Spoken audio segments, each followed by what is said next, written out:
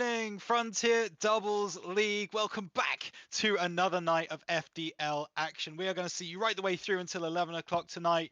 Please, please, please stay where you are because it is not going to stop. This train is going to keep rolling for the entire evening, and we can't wait to bring you some FDL action. I cannot do it on my own, though, and I am joined by the one and only KG Fan. How are you this evening? I love FDL, so I'm always excited and I feel pretty good. Thank you very much.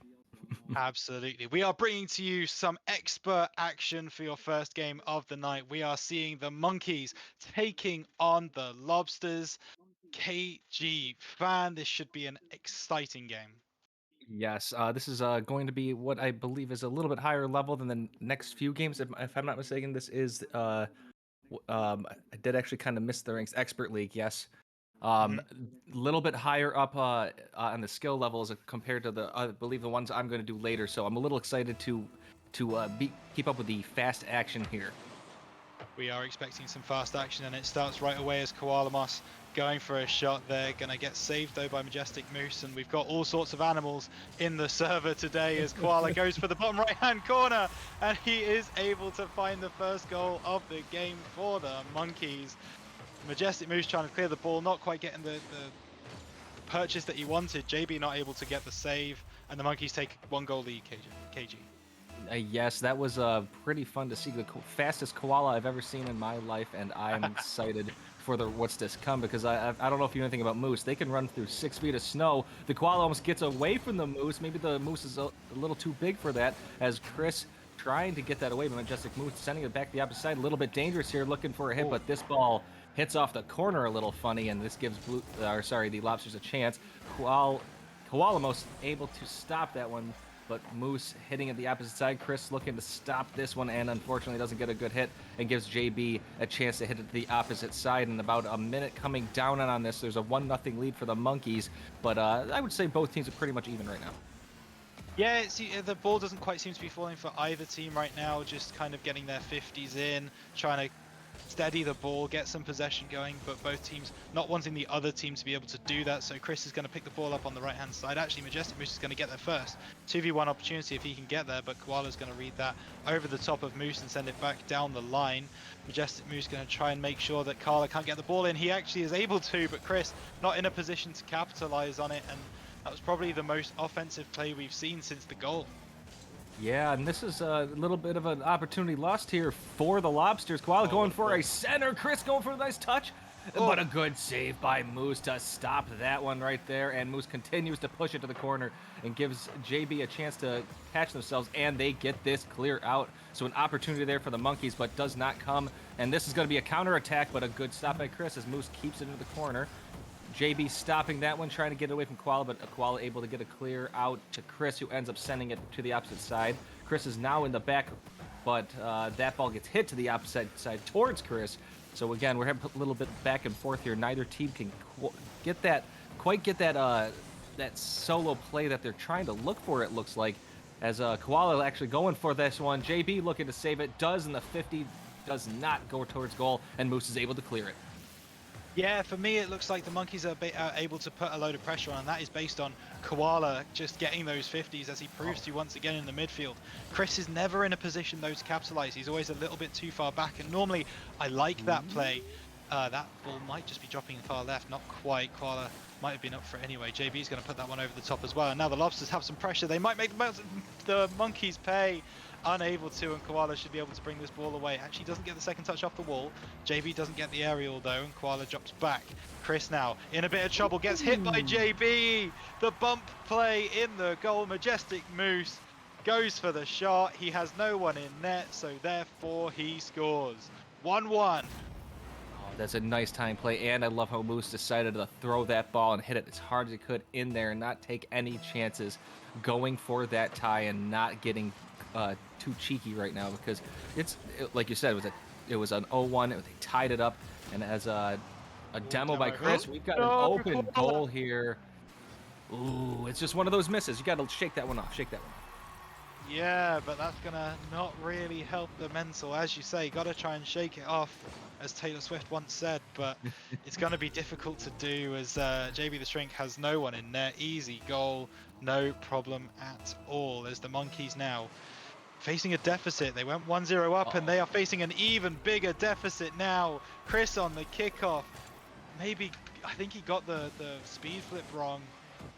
Very, very wrong. Whoops. And another open goal for JB.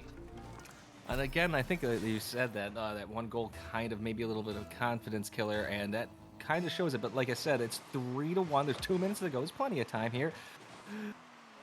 Okay, good. The koalas. Yeah. I had to wait there. I didn't want to say a word until that happened before I cursed myself. Majestic Moose sending it back to JB. JB sending to the middle, looking for some sort of play. Can't quite get a little reset on it, and does not quite get it around Chris. Is Chris able to send it back to Moose? Looking for a play, but hits it way too far away. Koala sending it back. Shrink trying to get it back in. It looks like Chris is going to make a solo play. No, he actually throws it down there, thinking Moose was out of position, but Moose, I think, was baiting him to go for that goal, as Chris sending it and keeping it in. And I think they need to keep up some... they do. They needed to keep up that aggression. Shrink going for a play here. It's going to go wide, and unfortunately, Monkeys had it in their zone and just couldn't get anything going. They could not, but the Lobsters keep piling the pressure on. They're coming back towards the Monkeys' net, but Koala is going to finally be able to clear it and maybe get some pressure on. Oh my goodness, the demo play from Chris in the midfield, that might come back to bite him as JB taking the ball, passing it down to Majestic Moose. He wants to try and get it over the top of the Monkeys' back line. He does, JB! Just missing at the front post, so close. As Moose now in a bit of a precarious position, gets a little bit of a pinch. This ball's going to come around into the middle though. Is Koala going to get there first? He's not. JB with the clear. Excellent work. I do just want to shout out quickly, thank you so much Nonsense Nerd for the second month of Prime subscription. We appreciate you. I see you in the chat. Thank you very much. Majestic Moose now on the left hand side, bringing this one into the middle. Koala Moose going to be able to get up, and he just about makes the save. JB putting it back down though, and the save's not in. Koala tries to do the heroics twice in quick succession, but he's unable to get the second one going with 30 seconds on the clock. It's 4-1 to the Lobsters. And unfortunately, he saved Chris from having to get hit by the ball. Maybe that was the aim, as just, hey, Chris, don't want to get hit in the head. I'll take this one for the team. No, it was a good attempt, and I like it. 4-1, and this is going to be a opportunity here to get a quick goal. But no, JP able to stop that one. The 50 by Chris able to keep it in, but their offensive play here not quite coming to fruition as 10 seconds coming up on the clock. Chris missing that one as Majestic Moose going to take over. We're pretty much going to end it. It's just going to be a 4-1 or 5-1 score here. We're going to take a look. Can they get a nice solo play here? That is going to be pinched in, and oh my goodness, with 1 second, there it is, 5-1. Yeah, there it is. Majestic Moose styling on them with 1 second to go, getting a bit of a 50 in the air. Very nice work from him, and that's going to make it 5-1 to the Lobsters. And Monkeys, they probably just need to shake them off. I would imagine this ball doesn't get popped up from the kickoff. I could be wrong, it does, but that it is just going to drop. And very, very interesting first game as the Lobsters went 1-0 down, but they came back with 5 on the bounce to make it 5-1 in the end. KG, I have to tell you that this is an A lineup going against the B lineup. Now, which way round do you think it is? Who's the A, who's the B? Well, I would assume, unfortunately, this is terrible to say. I would assume the team that won 5-1, especially based on the way they played. They played very well. A team like that's. But that being said, they could just be the B team that's been playing well together, and the A team that might be new. If that makes any sense. So I do not know. That is my unfortunate lack of professionalism in doing my homework. That is okay. I asked you for a reason because, yeah, it is actually the Monkeys that are playing that A lineup today. Chris and Koalamos. Koalamos is a 14-7. Chris is a 12-6. And Jelly Jams is obviously their substitute. And the Lobsters are playing their B lineup of Majestic Moose and JB the Shrink, a 13-3 and a 12-6. So the Monkeys showing a top-heavy lineup, which we often see in the regular season, is more of a benefit, and more playoff teams you would expect to be getting those top-heavy lineups with that big player at the forefront. But so far in this game, it's not been the case, KG. No, and it was actually a dominant performance. There was a time that the Monkeys had that chance, and then the Lobsters just basically took over and put them out of their misery. It was that one goal, the the one that just kind Oh of no. set them off. Here we go. This is a possibility. Can Chris get up there in time? And does. Koala up there real fast and make sure Moose can't get there and making him comfortable. That's the start. This is actually going to be somewhat of a pass by Moose, but Chris is not there in time. That ball's hit way too hard. Koala needs to stop it and does, and gets a good touch and recovers quickly to prevent a follow-up. Moose can get going for it. Chris not there in time, and Moose able to get that one. And I think that if the Monkeys keep it up and just get a little bit faster, I think that they can keep up with the Lobsters here. It does seem that way. Yeah, they need to move the ball a bit quicker, but the Lobsters do take the lead. Although this is a flip from the first game. The Monkeys were obviously able to get the first goal in that first game, so we will see how this affects things. Koala on the sidewall looking to get this over the top of Moose, but he has been first to pretty much everything so far, but JB misses that, and now the Monkeys are able to turn. Koala's going to bring this one forwards, tries to get the flip. He wanted a bit of pace on it. He reads the 50. Can Chris get up in time to score the goal? He can! Chris in the middle. Koala was able to get that pass off, and great work from the Monkeys. They find their way back into the game, 1-1. And putting on that pressure, putting on a lot of aggression and keeping up and not giving the Lobsters any opportunities to be comfortable with the ball. You don't want that. That's actually kind of the name of the game in Rocket League. Don't let anybody who's comfortable be comfortable. Although that is a really weird way to explain Rocket League. We've got Koala centering it, but that's going to go a little too far away. Chris missing that one. Trying to get back on it. Does get a back pass. Oh, Koala almost there, but it ends up hitting by JB. What a read. We have a 2-1 ball game. We do, and I don't know what to put that one down to. Is it a bit of miscommunication from Chris and Koala? Is Koala pushed up a bit too high, or is it just a fantastic read from JB? I think we've got to give the credit to JB the Shrink there, who is actually tied for the lowest SAL in the server, but playing really, really well so far in this series, and the Lobsters retake the lead. Can the Monkeys shut them down like they did last time? The Lobsters did that as JB gets the clearance. Chris going to try and turn on this, pops it up in the air. JB doesn't read it. Majestic Moose in an awkward position, but just about manages to get the save down to his bottom left. Chris now going to try and get the ball in again, but Moose is there with another read, and Koala on the retreat does kind of keep the ball up in the middle, but JB's going to go for another shot. Koala with just enough pace to be able to get around. Oh my goodness, demoing him again. Chris not able to play the game of Rocket League. He just keeps getting sent back to the Shadow Realm as the Lobsters really trying to make these aggressive plays, and that is clear with JB trying to force that ball over the line, but unable to do so this time. It's 2-1 though. There's still plenty of opportunity here. Moose and Koala meet in the middle. Battle of the animals. Opportunity for Chris to get up there. A little bit of a weird touch. Can he get that in there? No, he cannot. The follow-up is able to get in by Chris, and unfortunately, I think a little bit of nerves hit there as he saw this ball, but was able to recover. Look at that. Woof. We've all been there. You've jumped a bit early. You realise that you're not lined up, and you panic a bit. It's perfectly natural, but Chris atones. He atones. He manages to get the shot off the post, and we are back to a tie ball game, as you say, with 3 minutes on the clock. Now Moose going to try and do something here, looking for the read on the floor. Does get it, but good save from Chris. And now Koala is beaten in the air. JB's going to come forward with this one. It's off the back ball, and no one's going to be there to get the read. Although Majestic Moose reads Chris like a book. Sees where Chris is going to want to put that ball and says, "Well, I'm just going to wait there for it." He does exactly that. Free shot on net. Free goal, 3-2. And that was just nice, patient play. Unfortunately, a little bit of a double commit. Maybe a miscommunication there, and both of them just kind of panicked there. But there's still plenty of time. They've been, when the Lobsters punch, the Monkeys punch right back, and I'd like to see that keep going as JB goes up. He's able to get this on goal. Koala is there and able to get a nice save, and they have an opportunity to move it upfield, although that pinch does not go the way they were looking for. Moose going up for it. JB missing it. Chris's patience leading to a possible counterattack, pushing it upfield. Demo by Chris. There we go. Koala looking for maybe something here, a pass, but unfortunately that ball's not hitting JB, able to get that cleared. That's actually going to get hit right to Koala. Koala going for goal, and that's going to hit crossbar down, and that is a tie game, and the Monkeys keep answering back. Koala showing his quality there. It's really difficult to handbrake turn on that and get up in time to hit that ball with as much power as he did. Wonderful play to get that off the top of the crossbar, and Yeah, we're back to tie. 2 minutes on the clock. This game could go either way.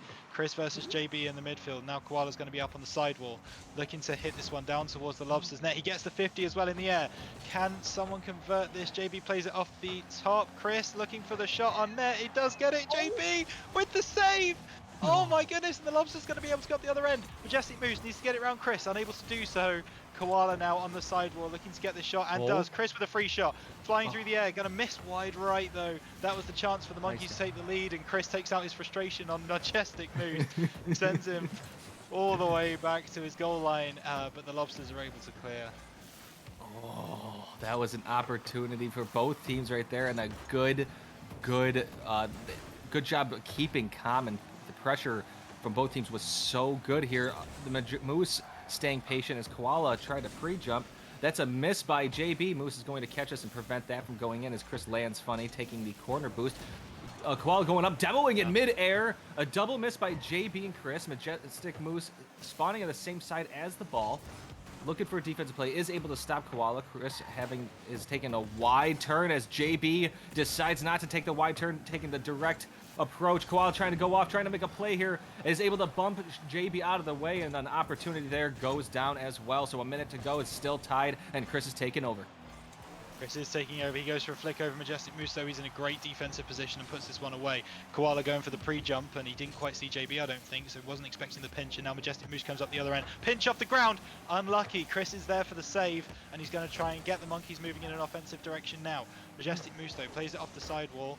Koala playing it into the corner. JB should be there with the read, and indeed is, but Koala gets up well on the sidewall. Now trying to get it over the top of Majestic Moose, unable to do so. Chris with a good 50 though, keeps the ball deep in Lobster's territory. Koala trying to get this one back into the middle of the area, unable to do so with Majestic Moose just everywhere on defense right now. As Chris now trying to get it around JB. He does get up before him, but Koala's going to be there with a free shot. You cannot give this man any time on the ball. He will make you pay, and that's exactly what happens. The Lobsters could only defend for so long. It was unending pressure from the Monkeys, and it does end with a goal. 4-3. And the Lobsters put up a fight right there. The big claws coming out, but unfortunately just couldn't catch the Monkey's tail here. And we have a possible kickoff goal. Moose is able to clear this to the opposite side. There's 4 seconds left, so the ball is in their territory, and they have to dribble this down to the opposite side. Chris keeps it down, and there we go, and the Monkeys are able to get a win, and what a win it was. Yeah, absolutely. Considering what we saw in game 1, this was a very, very exciting game number 2, right the way down to the wire with 10 seconds on the clock. The Monkeys are able to win it out, and that's the kind of reset we wanted to see from the Monkeys. They took a bit of a beating in game 1. But they tightened up. They saw what they needed to fix, and they fixed it. And really, really good work from the Monkeys. I think their team play was significantly better in this game than it was game 1. Oh, definitely. It definitely seemed like the communication was there. They had moments where, of course, it wasn't, but that's going to happen at any situation. But they decided to shore it up, and you could tell that a lot of the stuff that they were doing was purposeful, and the Lobsters just couldn't quite counter at this one. And the Monkeys, sometimes the ball landed the Monkeys' way, and this time they were able to capitalize on those, and that's kind of what the difference was this particular game. Yeah, and it's very easy to see in the stats as well. Both teams had the same amount of shots. Monkeys had 5 saves, Lobsters had 4 saves. Both teams had 1 assist on either side. Like, it was so even for both teams. And that's exactly what we love to see in the Expert League, especially. 2 teams evenly matched, going at each other. That's why we have the best of 5s, because one game doesn't decide it all. We have had 2 games so far. It is 1-1. Who is going to edge it in this series? Let's find out, KG. Oh yes, we've got the chat looking at it. I'm looking and seeing what we've got. It looks, I see a monkey and I see a quack, and unfortunately, one of those is a duck, but one of those is a monkey, and one of those is a score. And the Monkeys take an early 1-0 lead, but still plenty of time. Still plenty of time, and the Monkeys doing what monkeys do, and that is trying to bully and demo and bump, and Chris doing that to perfection. Clearly, he has been under the learning tree of another very prominent Chris in the league, in his GM, as he brings this ball forwards. Moose reads it on the midfield line. Oh my goodness, and he gets a demo. JB, free shot. Chris is nowhere going to get back in time. Chris does demo Majestic Moose to get the payback for his teammate, but it's to no avail, and the scores are tied 1-1. And I know he'll take that demo any day of the week. He's like, no, you can take it. And it prevents Chris. Chris actually looked like he went farther than the ball did when everything happened, all said was done. But Chris decides to take this one and not get the 50 win on the kickoff. Moose is looking for a pass. Shrink is going in, but good stop at Koala. Nice. Whoa, what a beautiful catch by JB. And they have a 2-1 lead, 4:30. There's already been 3 goals in 30 seconds. Yeah, that's the kind of action we love to see in the FDL. JB, though, what a catch, what a flick. Wonderful play from the joint lowest Sal in the server. I mean, that just goes to show, doesn't it? Sal is just a number. How you play in the server is what provides the quality. And Chris winning out that kickoff quite convincingly, as the Lobsters not really sure about what to do. Majestic Moose missed the boost, and it may come back to haunt him, but not quite. Koala keeps the pressure on though. Chris up in the midfield. Actually, it's a bit of a double commit, but Koala takes charge, and take charge he does. As the ball pops up, Koala gets there with the aerial. Wonderful play from him, showing his quality once again. 2-2. The Koala looked like he wanted to tell JB that my problems are not worth being talked about in the middle of a game. Maybe I'll call you later when I win. Koala, no, that ball's going to be centered. Great demo by Moose. Can Chris get back in time and get that? He doesn't get back in time, and a good push by JB, who says, maybe you should be calling me. Yeah, no kidding. The Monkeys getting monkeyed on right now. They are getting bumped all over the place, demoed all over the place, and the Lobsters making sure that they pay for it as well as they take the lead 3-2. 5 goals in the first minute. Hopefully we keep up this pace as JB coming forwards now, looking for the aerial. That one might just fall, not quite. Hits the left-hand post, and now Koala can bring it away down the right-hand line, but he's unable to do so. Majestic Moose though, up. Chris is up above him though, and now going to try and beat JB the Shrink to the ball. JB with a bit of an awkward bounce, and Chris takes him out of the server as well, looking for the second bump onto Majestic Moose. Unable to find that one though, and Chris still trying to put some pressure on this Lobsters backline, but eventually they are able to clear the ball away, KG. Yes, there's 3 minutes and 30 seconds to go in this game, and it feels like that it probably shouldn't be with a score, but nice bump away by JB on Koala, but Chris is going to come and try to take advantage of this. Moose is there as Chris hits it a little too far away. Koala decides not to go for that too aggressively, is able to get a good 50 when is now pushing the ball downfield. See if they get the boost. They do. Koala moving up, trying to get a pass. That ball is going to be a pass, but a little too spicy over, and Chris is not able to catch it like JB did earlier.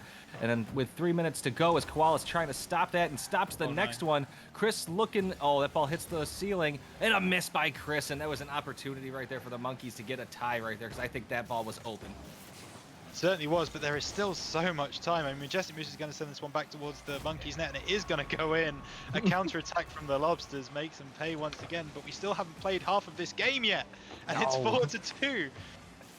There is still plenty of time for the Monkeys to bring this game back. We know these teams are super closely matched. We saw that in game number 2, so I wouldn't be surprised if the Monkeys are able to start bringing this one back.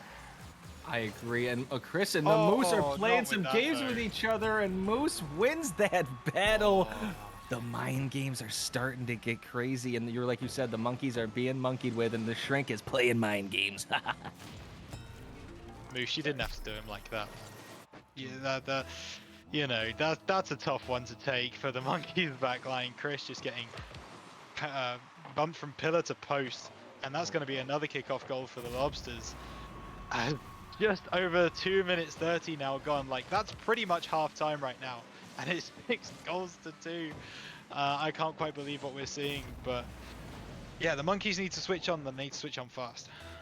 Yes, and it looks like when the Lobsters are on, they're on, and when the Monkeys are off, they're off. And if you're playing against they really need to get something going here. I mean, there's still plenty of time, but it's definitely not a confidence booster when you're down 6-2 halfway through the game.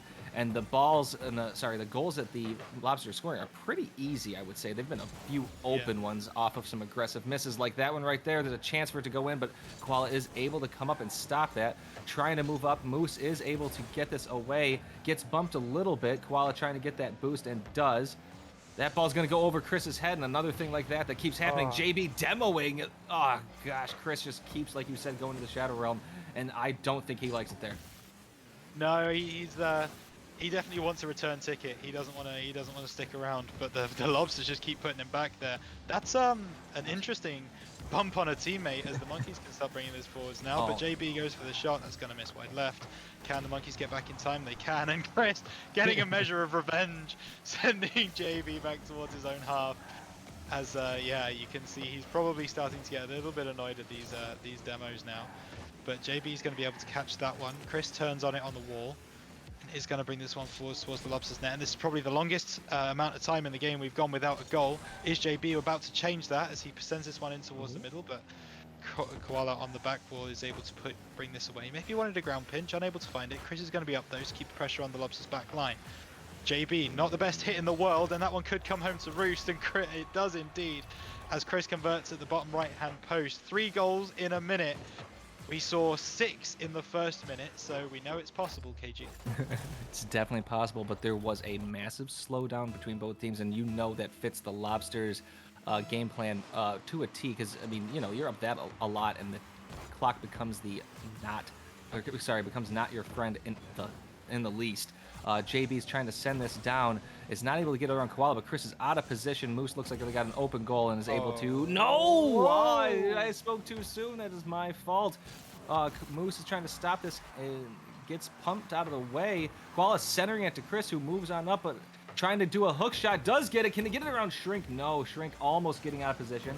Chris trying to center it, but Koala's way too far back. And that's actually going to be a decent read. Shrink able to save that one, and an opportunity there, and Shrink stops that one. Trying to get around Koala, does. Majestic Moose and Shrink on the same side, having opportunity for goal, does go for goal, and almost gets that double tap off the wall, but cannot get it with 10 seconds to go. 6-3. This is all but over. It certainly is, but 2 goals in 8 seconds. It could happen with 2 kickoff goals. Koala does manage to get down the other end and score. I think it's a bit too much for this one, but at least this game is closer than game 1. I agree, and I like the fight in this particular game. It's 6-4. They have shown at the end when they were down a lot that they weren't out of it, and I like it. Then, yeah, like you said, well, not you said, that noise came out of you. That's just pretty much it. 1 second on the clock. I do love the fight here. Let's see what goes on. Moose trying to punch it down and does, and ends it. So Lobsters have taken game 3. They're up 2-1 in the series. They certainly are, and I think they're good value for it, but at the same time, that is only 2-1. There are still potentially 2 games left to play if the monkeys are able to pick up this game number 4, and I genuinely think they are able to. What we saw from that game 2, and even what we saw in this game 3, is that the Lobsters are really good at those team goals, right? Where you've got one teammate who is attacking the goalkeeper and the person who's trying to be the defender, and the other person just kind of comes through and gets the open net relatively easily. The other thing that the Lobsters are really good at is counter-attacking. They're able to convert Monkey's offense into Lobsters' offense super with ease and very, very nicely, and that is something that the monkeys are really going to have to kind of switch on to. They have to be a bit wary of those double commits as they go forwards, because the Lobsters make them pay every single time. And they really do. They have been doing a great job at it. And then also the demos here definitely throwing the monkeys off. Although this game, it looks like Chris had 3. They had 4 compared to 3 total. But that's just, I think, more of like Chris answering back than anything. It will be, I would like to say that these demos are not out of the ordinary. These are good, smart demos, and they're not throwing themselves out of position. And it's noted because, you know, they're scoring the goals off of them. You're not, the counterattacks haven't been there for the monkeys on it. And this is a great game plan, and it's really getting the monkeys off of their monkeyish game. Absolutely. And yes, that is totally part of it, as the Lobsters, yeah, they're not just like hunting, right? They're not going around the map trying to get demos for getting demos' sake. You know, these are team plays that they're putting together here. So excellent stuff as Chris now coming forwards on the sidewall for the monkeys, looking to get this over the top of JB. He does to keep the pressure on, but no, not again. He's already dead. Stop sending him back to his side of the pitch. I can't believe this, as he gets some revenge. Chris takes out JB. It might all be for naught though, Koala with a good save, and the demo wars have already begun in this game 4, sorry. I really honestly think that Koala hasn't been demoed that much in comparison to Chris, if any at all. It's just it seems like Chris is in the wrong spot. That time Chris was in the right spot, gets JB to get a little out of position. Majestic Moose not back nearly in time, and a good aggressive play here by the Monkeys, and they have a 1-0 lead again. That's the moment in comp where you just quick chat the nice bump, just to make it very, very clear that you are not happy about these demos. But we will see if they continue, as Chris now in a bit of trouble on his back line. Oh my goodness, what a read off the sidewall. Great save from him to keep the score at 1-0. JB, though, we know he's good at catching those balls. He did it once in game 2. Wow, that sounded really crazy. But no, he's able to get that one. And oh my goodness, he catches it again. Koala not thinking he was going to be able to, going boost over ball. And the Lobsters making pace, specifically JB, able to get those shots all the time.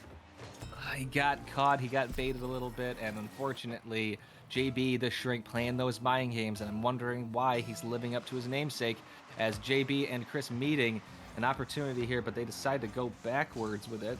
Monkeys stopping JB Shrink as Koala, but not able to stop Moose, who's going up for this one, looking for another pass. And it's there, double touch, and JB the Shrink able to clean this one up, and we have a 2-1 lead.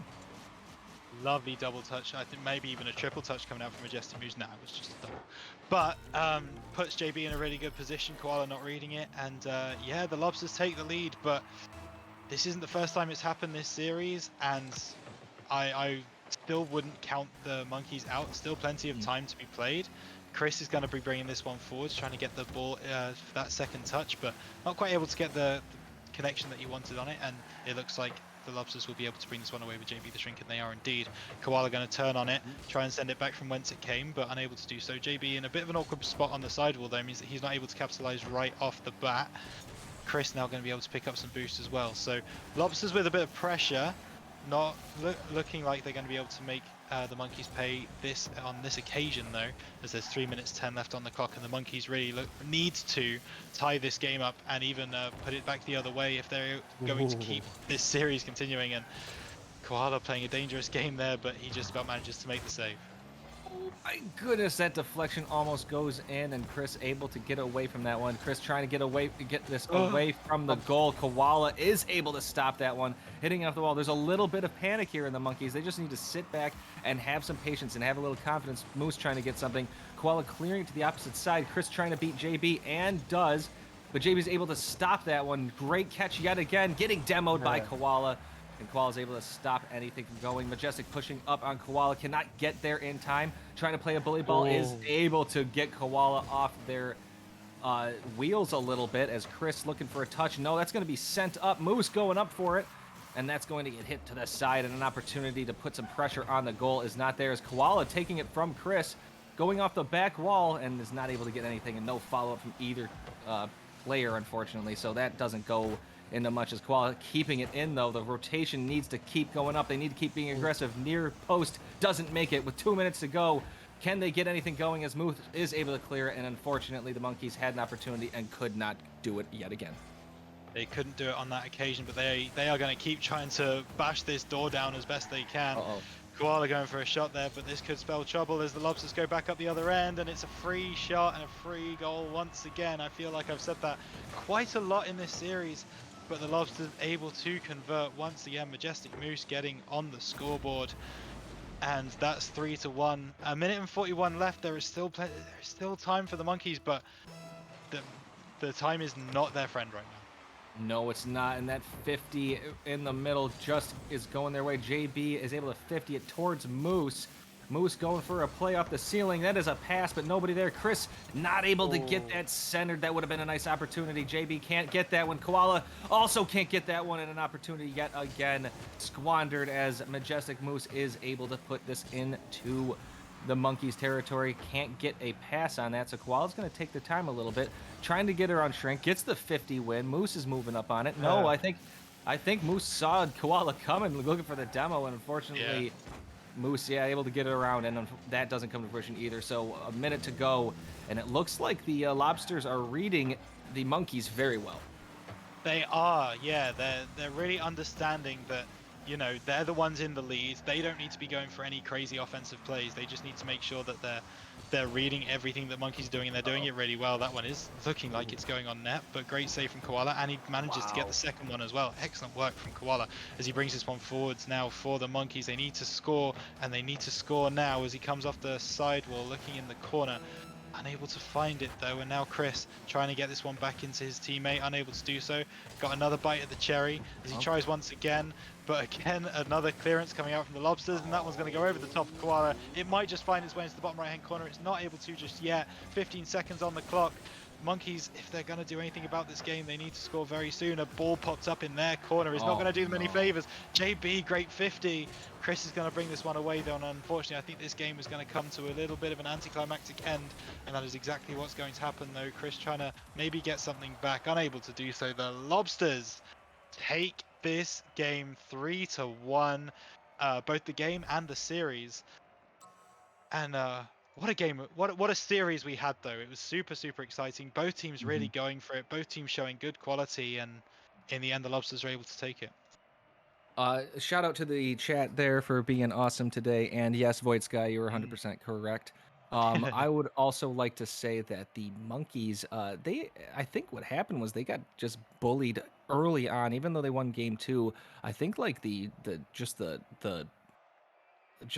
constant barrage just got in their heads, and they had to be wary because I think the Lobsters slowed down their demos a lot, and the mere presence of them coming near their cars was enough to get them out of position. And then the bumps happened, and they were still putting the pressure on. So they had to adjust their game and just weren't able to adjust it enough. And Lobsters played an absolutely wonderful series.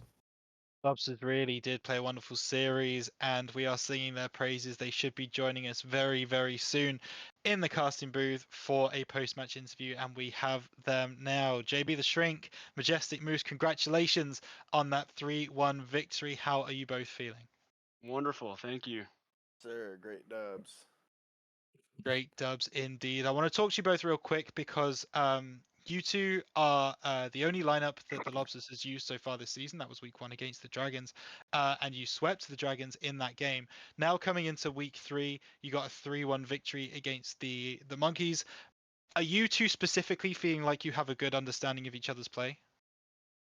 Absolutely, we played with each other in the Swift series, so we've got a pretty good understanding of what each other does well and rotations, and when I'm taking second touches and he has to hold off or whatever. But yes, we have pretty good chemistry, I'd say. Indeed.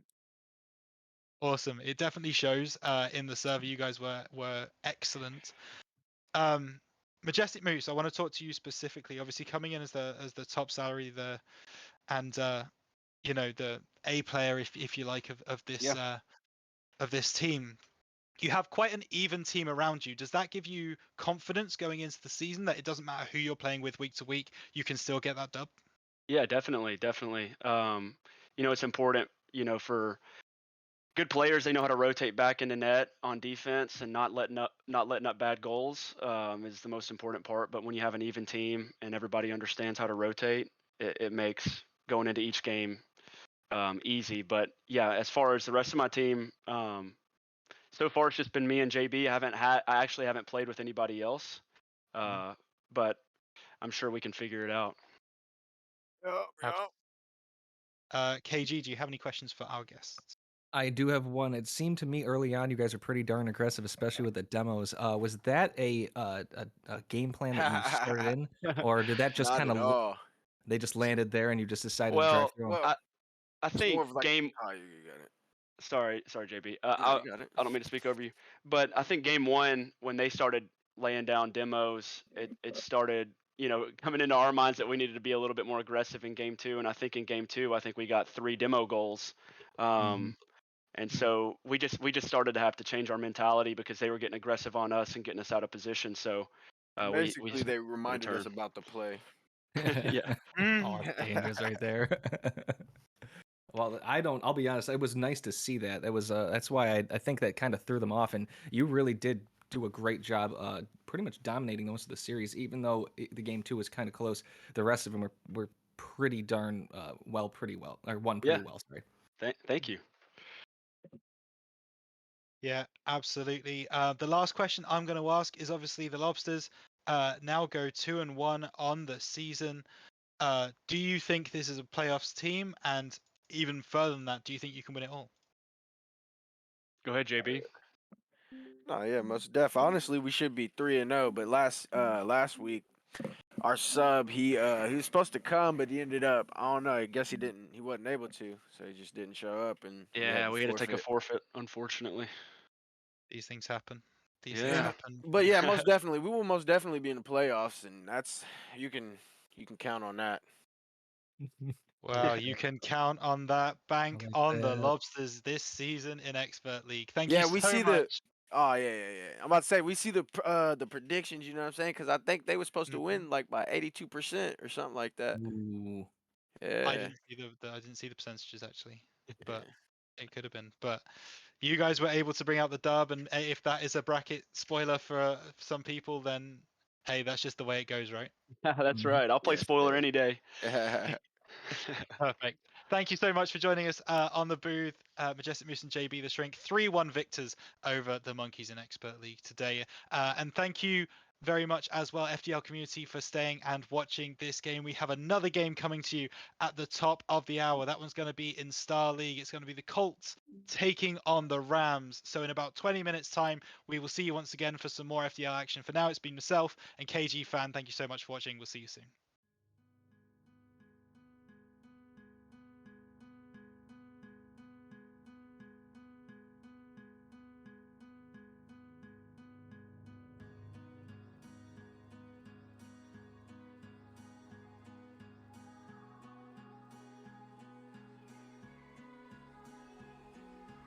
Into the night, the city lights are dancing, slowly falling apart.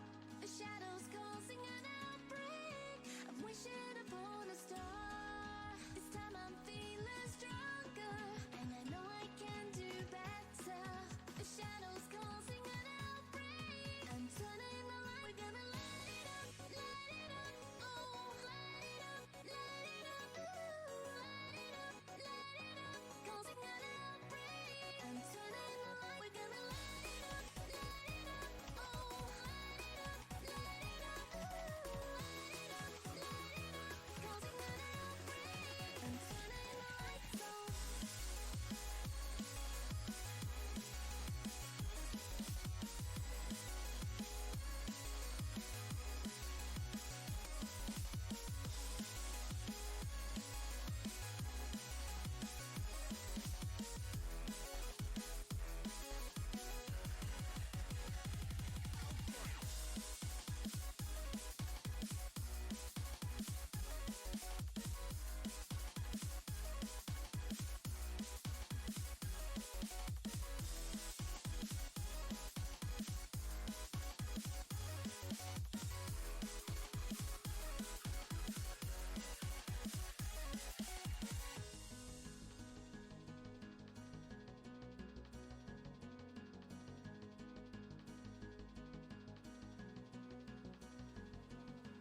Open your eyes and see the people chanting, slowly falling apart. The silence causing an earthquake. I'm wishing upon a star. This time I'm feeling higher, and I know I can be taller. Shadows causing an outbreak. I'm turning the light. We're gonna light it up, oh, light it up, ooh, light it up, causing an outbreak.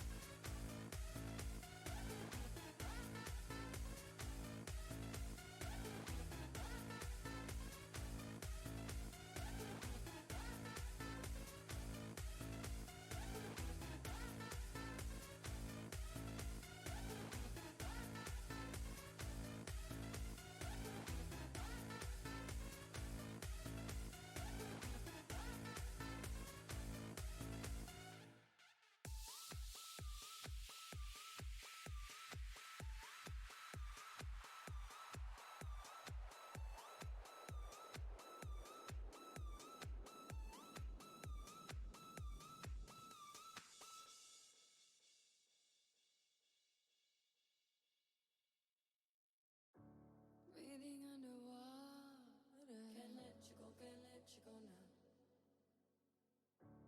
Making it so hard. You got to know now. Ooh, taking it too far. Nothing to hold now. I'm falling apart. Out in the cold now. Breathing underwater.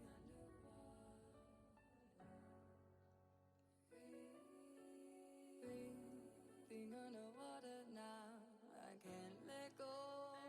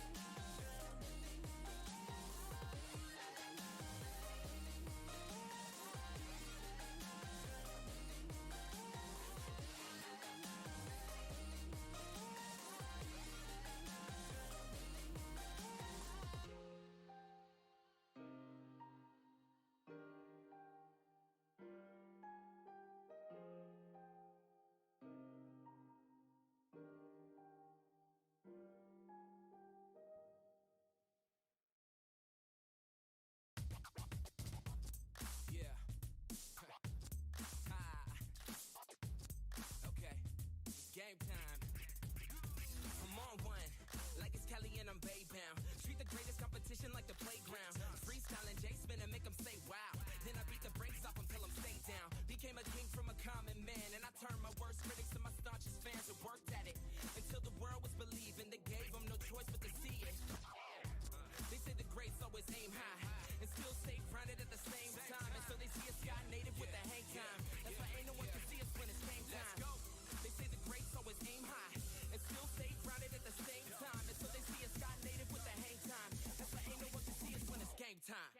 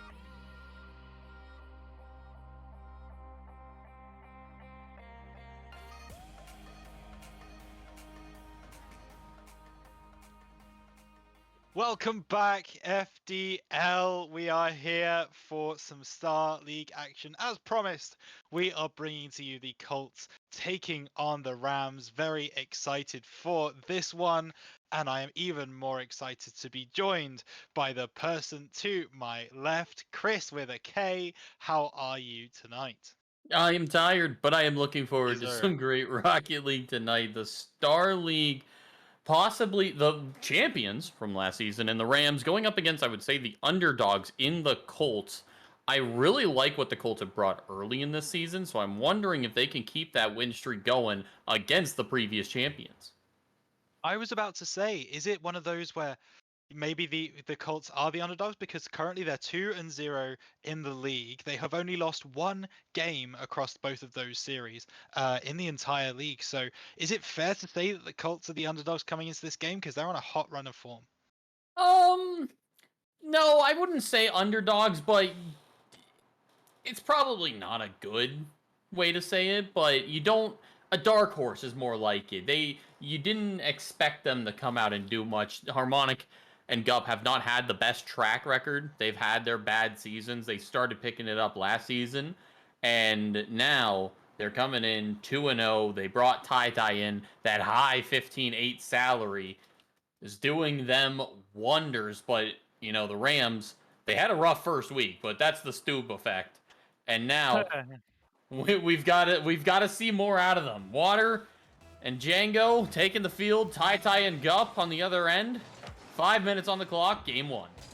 Yeah, absolutely. It's worth mentioning that Django and Water are the A lineup for this Rams team, but the B lineup is out for the Colts with Gup and TyTy. So going to be very interesting to see how this one shakes out as TyTy sends this one onto the right-hand side and also gets the ground pinch. Water going to have to send this one away, and Django gets the demo on TyTy nice and early. So the Rams trying to assert some dominance in this game as goodness, Water, I'm very tired as well, manages to get that one towards the Colts net. It's going to be difficult for TyTy to defend this one. He doesn't have to. The ball is off the net, and the Colts are going to look to try and get some offensive moves going of their own. Early in the game, of course, what have you seen, Chris? I mean, right now, miscommunication out from the Rams, some uncharacteristic whiffs, and the Colts, right there. First attack they get, they make it count. Rams just, just their own worst enemy at this point. I feel like they controlled all of that first minute up until this final miss happens, and it's just the Colts getting the better end of it. It doesn't look great from the Rams right now. It just kind of looks sloppy, but I'm sure they can pull it around. There's 4 minutes in this game and about 2 more games to go. Oh, absolutely. Plenty of time. Good teamwork coming out from the Colts to send that one back towards Rams territory, whether it was planned or not. Water, though, bringing this one forward. Is going to try and get it around Gup. Good read from Gup, though, and Django takes over. But TyTy on the side, well, actually misses out on that 50, and now Gup in a bit of a precarious position. Django puts this one into the middle. Water trying to get that one in. Great save coming out from TyTy to keep the score at 1-0. Good pass back though from Django to Water, and now Water tries to put this ball back towards the Colts net. TyTy not with the clear that he wanted, but with the save, atones for his error, and the ball is going to kind of drift into the midfield. Gup thought about going for it, doesn't have any boost to challenge for that one, but TyTy is going to be able to bring it away. Rams consistent pressure on the Colts net, unable to make it work until this moment, which of course would be the moment that I'm talking about it. The Caster Curse is alive and kicking, it's 1-1. And the Colts, they just could not break out of their own half. You saw the boost running low on their meters. It was only a matter of time before the Rams broke it down bit by bit, and they do get the equalizer, and it does look better. That consistent pressure is something that the Rams do love to bring. It is their Hornet counterpart that they met in the Grand Finals last season that did the exact same thing. So, you know, the aggression is what is going to win games. Gup, that is a huge beat in the midfield. TyTy can't get the angle. Sends it right back into the corner. Yeah, a bit close from the Colts. They've not really had many sights of the Rams net. That was definitely one. As they try and find another one now, as TyTy with the read in the midfield looking to send this one towards the Rams net. That one is destined for the top right hand corner, I think, but good save coming out from Water, and he brings it around the side. TyTy with the read though keeps the pressure on the Rams back line. Django, good clearance. Is Gup going to be able to get there before Django? He is. The pressure remains. Django sends that one up high, can't read it off the roof, but Water should be able to complete the clearance, and does, with a lovely pinch on the sidewall, sending it back towards the Colts defense, and they have some defending to do right here as that ball looks like it's going into the net. Good save from TyTy as he turns on that one and puts it back towards the Rams half. Unsure who's getting the best of this exchange at the minute. Chris, who do you think it is? I would like to say the Rams, but on that play that was really well thought out and coordinated by the Rams, Django was just all the way back in his net. Water looking for that infield pass, but didn't seem to have anyone there. That's kind of the miscommunication. Maybe they were expecting a clear out from the opposition, so they just wanted to wait to get it again, but I don't think you're going to get those opportunities. With as good of defense as the Colts are playing right now, you can't expect that to come to you, but Gup on a bad miss. Django's going to secure that one. Yeah, you're right. Gup, I think, just assumed that Water wasn't going to find this one in the air, but he does, and is it TyTy not in a position to make the save? Free shot, free goal. The Rams turn this one completely on its head into a 2-1 advantage for them with 1:36 on the clock. Still time for the Colts to come back, but that's not a great kickoff coming out from Gup, and now Water's going to try and send this one into the middle for his teammate. Django's up nice and early, but Gup should be there with the save, and indeed is over to midfield. TyTy going to push that one towards the Rams net, and they're going to try and pressure this as Gup goes for a 50, unable to find it, but TyTy is there as he puts this one towards the middle, but Water's going to set this one up for Django. Actually, it's a bit of a miscommunication, and the Colts are going to keep their pressure on. Gup now trying to beat Water in the midfield. Good read from him, though, as he brings this one around the side. Another sidewall pinch from him puts pressure on the Colts back line. TyTy's going to send this one over to the other side of the pitch, though, but this isn't where the Colts really want the ball. They need to score, and they need to score in the next 50 seconds. Gup going to try and do just that, bringing this one forwards, trying to get the flip on it, unable to get as much power in it as he wanted. And now it's a free shot on net if Water can get there. Ty with a bit of a bump, and he is able to push that one away. Water, though, going for a second shot. That one's not destined for the net. 37 seconds. Gup bringing this one down the left-hand side as he tries to beat Water in the air. Actually, both players whiff it, and TyTy going to try and win this one on the half. He does just about, but the Colts not really able to get their bonnets on the ball. Ty is able to now as he brings this one forwards, but again a great save from Water, and he's going to get that one past Gup as well, beat him to it. 14 seconds on the clock. The clock might just wind down. It is the Rams' best friend right now, as 8 seconds. Gup trying to get up for this one, but he's unable to do so. The Rams win it in the midfield, and this one might just fizzle out as Django goes for a shot. Gup keeps it up though. Can they keep it up for much longer? They cannot. The Rams win the first game 2-1, and probably were the better team, but I think it was really close, Chris. In the beginning, the Colts had their style that they wanted to come out and play, and then I didn't see anything after that. They got that counterattack, they played defense. It seems like how, they're comfortable in that position, but that is not what you need to do against the Rams. Defense will not win you this game. The Rams will just keep pounding the net. They will just send everything. It doesn't matter how many shots they take. They'll just throw them on net. They're shooting. All of their shots were on target. All of them, except the 2 that went in, were safe. That's incredible stats that the Rams are showing. That's accuracy, but that's also the Colts. You got to do more with it. Sure, it was the other way, but you got 3 shots against a team that wants to play pressure on you. You have to figure out how to break out of your half and get more involved in theirs. Make them awkward, demos. There's a lot of different ways to go about it, but you just got to break out sooner rather than later. Yeah, absolutely. And a very interesting thing about that game as well, I find, is the fact that obviously the Rams had a majority of the pressure, but the goal that the Colts concede to lose the game actually ends up being a counterattack. It was a double commit basically from the Colts up the other end of the field, and they couldn't get back on defense in time. So is it a matter of tightening up those offensive opportunities? Because when they're on defense, they seem to be able to stop this Rams pressure. I think that's perfect. Sorry, I zoned out. Anyways, All it's good. game 2 starting. Wow, that it's tired, but yeah. Oh man, whoa, Water trying to go for that turtle flick, hits the post almost right off the start. And you know what? Just a little side thing here. I don't think I've seen 2 Dominuses in a game in a very long time of Rocket League. So this, TyTy and Django got that going on. That's huge, and that's a great infield battle. The Dominus misses out on that one. Django not up in time. TyTy with the pass, Gup with the goal, and just like in the first game, the Colts take an early lead, 1-0. Have I seen this script before, Chris? I don't know. Have you? I don't know. We saw something very similar in the first game. Do you think it plays out the same way? The Rams seemingly pick it up much faster as the game goes along. Whoa. Oh no, TyTy. Whoa.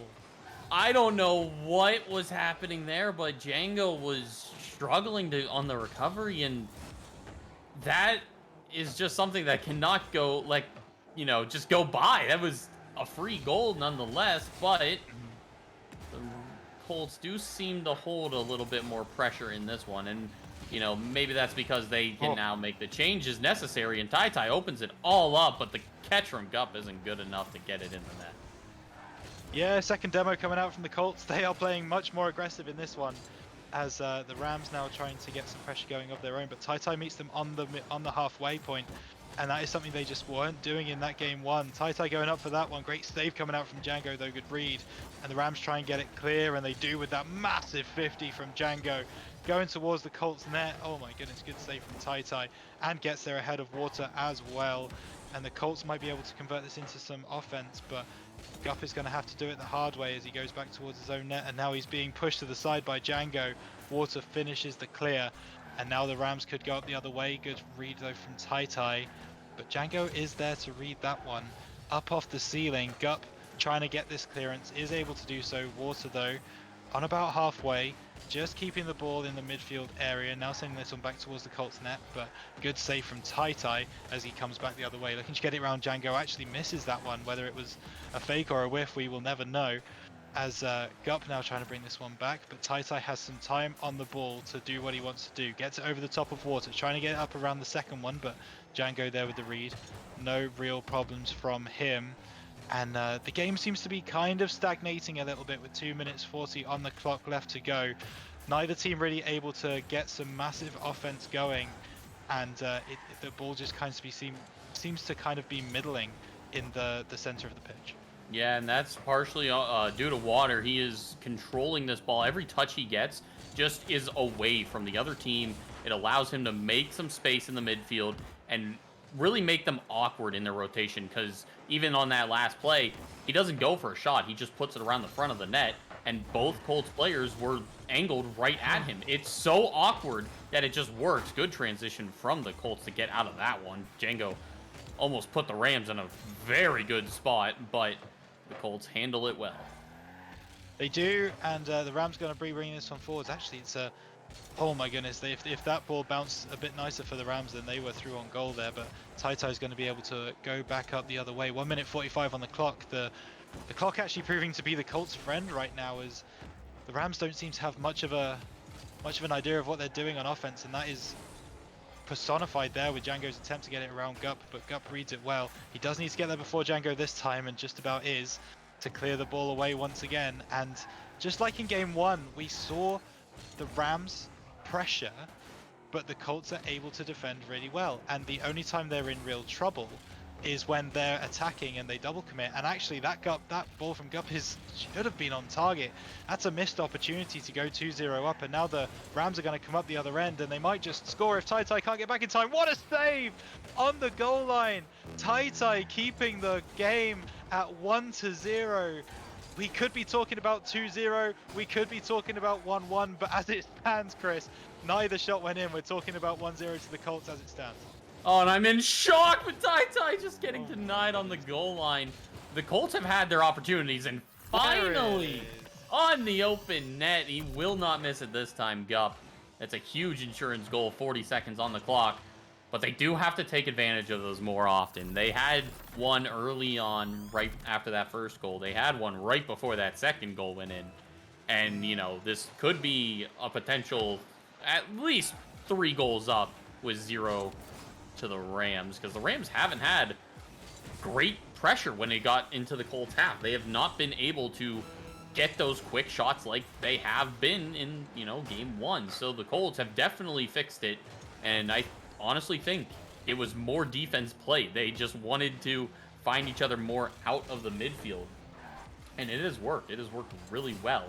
And 10 seconds left. Water can't get it around Tai. Django, nothing there. Third goal. No. Potential. Oh my god, Tai! What is that angle? Woo! Tai, the joint highest style in the server, making that very apparent double touch off the back wall. Absolutely wonderful goal to put the Colts 3-0 up with 5 seconds on the clock. The game was done. It certainly is now, as maybe Gup looking for some more punishment, but unable to find it as the Colts take game 2. And Chris, we've got a series on our hands. That is a very good goal to get, you know, to finish off the game for the Colts too. I mean, oh my god, Water shooting 7 shots but coming away with nothing is wild. But also, taking a look at Django there on the scoreboard, I think that shows he had a couple really bad misses that allowed the Colts to take advantage of that. And that is kind of where you look at that back line missing those few crucial clears really is what leads to the Rams to have pressure. So if they can fix that back line, I think the Rams come back in this one easily. Yeah, I think that's a really good point, but also it's a really difficult thing to say, right? Because I still feel, even in that game, that the Rams had more of the pressure in that game. I still feel like most of the game was played in the Colts half. But on this particular occasion, it was the Colts that were able to step up on defense and convert defense into offense in a really calm and effective way that I think won them this game. So it's not just the defense of the Rams that needs to improve. It actually is also the offense needs to have more of a cutting edge if they're able to win this game out. And I don't know if they've got that other level to go to, if I'm honest, Chris. No, the Rams or the Colts are definitely not an offensive heavy team. They're very controlled with what they want to go for on offense, and they don't really want to overstep. And it's just as simple as that. Oh. Unfortunately, Gup couldn't get that final touch, but he. Oh, what a final! Oh my God, Django! Oh. Sauce them all up. Ooh. Okay, there's a lot to unpack in that first 25 seconds. Gup not having an especially hot start on this game. Django coming through with the conversion, and the Colts are going to feel pretty hard done by with that because it looks like they had all of the ball, all of the shots, but just not able to find that finishing touch. Whereas the Rams up the other end, without too many problems, it's another counter-attacking goal for them. When they have sustained pressure, they struggle to score, but on those counterattacks, they're able to get it done. Gup sending that one up. Water's going to be there with the save. Gup trying to read it and maybe take Django out the server, but unable to do so as TyTy now wins that ball on the side. Water should be up first and is indeed. And now Django's taken out Gup, but he should be back in time. TyTy running through. It's a one-on-one. Can he get it past Django? Good save coming out from the Rams defender. Gup thought about going for that, decided not to, and is left in no man's land. TyTy not back in time, and Water takes advantage. The Colts defense that we saw in game 2 seems to have completely evaporated, Chris. Yeah, I know what Gup wanted. He thought it was going to roll up the wall, and the bounce just gets him. And he's caught in no man's land because he was too aggressive on it. It's always best to play the worst case scenario. And unfortunately, it just feels like Gup is out of step by maybe 1 or 2. So it's not like he's not completely, picking dandelions on the field. He's there. It's that last second decision making that is getting the better of him. And to the Rams' advantage, they have not missed it. But it does go to show, in a game style like the Colts want to play here, you cannot be missing these counterattack opportunities. It does require you to be a different level of consistent to make it count. So it is kind of concerning if this is the game 3 that we're going to get. Do the Colts have it in them to keep playing that style as the series goes on? And that is something that is yet to be decided. It is also remembering that Gup is actually the lowest salary on the server right now at 14.4. Not to say he is a bad player by any stretch of the imagination, but just unable to get the kind of touches that he needs in this particular game. Having a rough go of it right now as Django puts that one over the top of him, and he's not quite read where that ball's going to end up. And it's 3-0 to the Rams. They're kind of taking over this game, and it's looking real worrying for the Colts in this game 3. Yeah, I think I've never seen the ball actually fake out a player before, but I think Gup was maybe the victim of that. Good kickoff goal from the Colts. TyTy, wide open net, that bounce off the sidewall.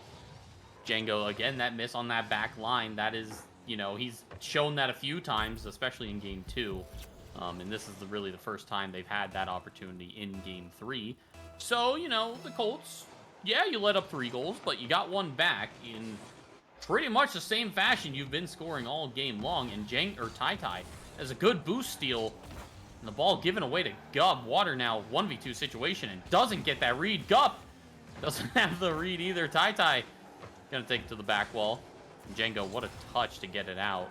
A sequence to follow it up, and he's just doing him dirty all over again. Django's got a mango, and he's happy about it as he pushes forwards. As he hits that one off the post. Wonderful work from him. He's taken over this game.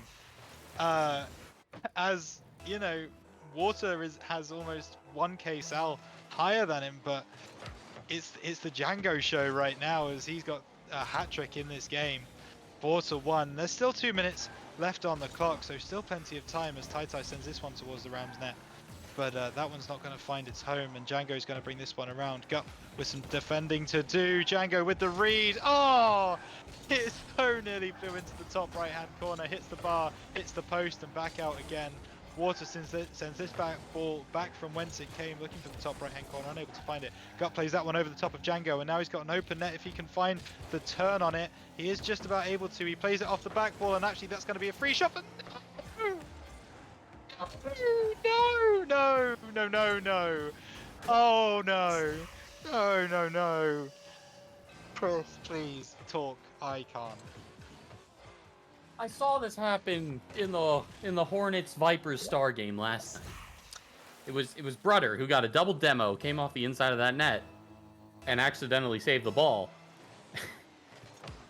guys, if you have such a good play, don't leave the net.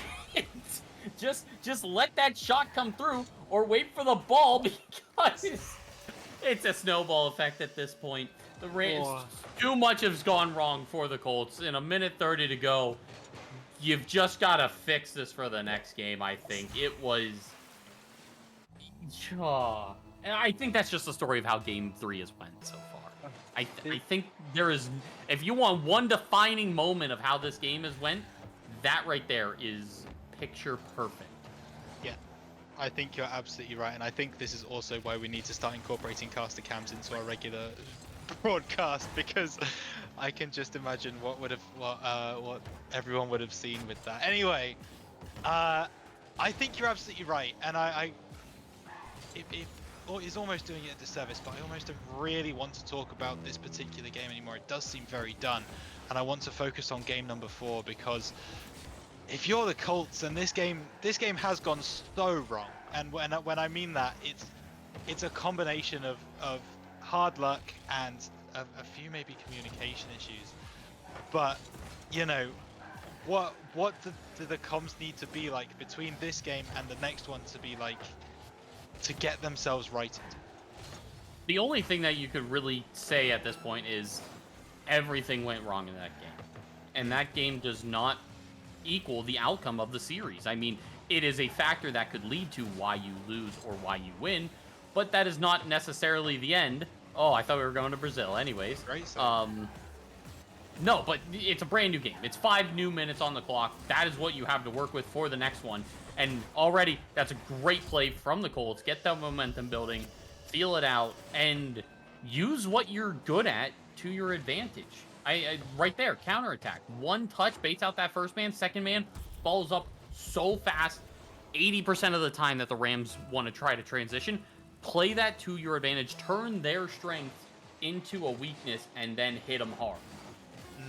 And that has got to be a pretty good confidence booster coming out for the Colts, because I mean, they are just about going to get a third in the game as well.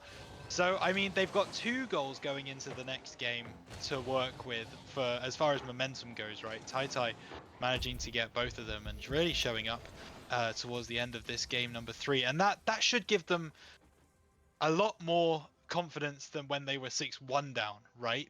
This conversation now is not as difficult as maybe it would have been 15-20 seconds ago.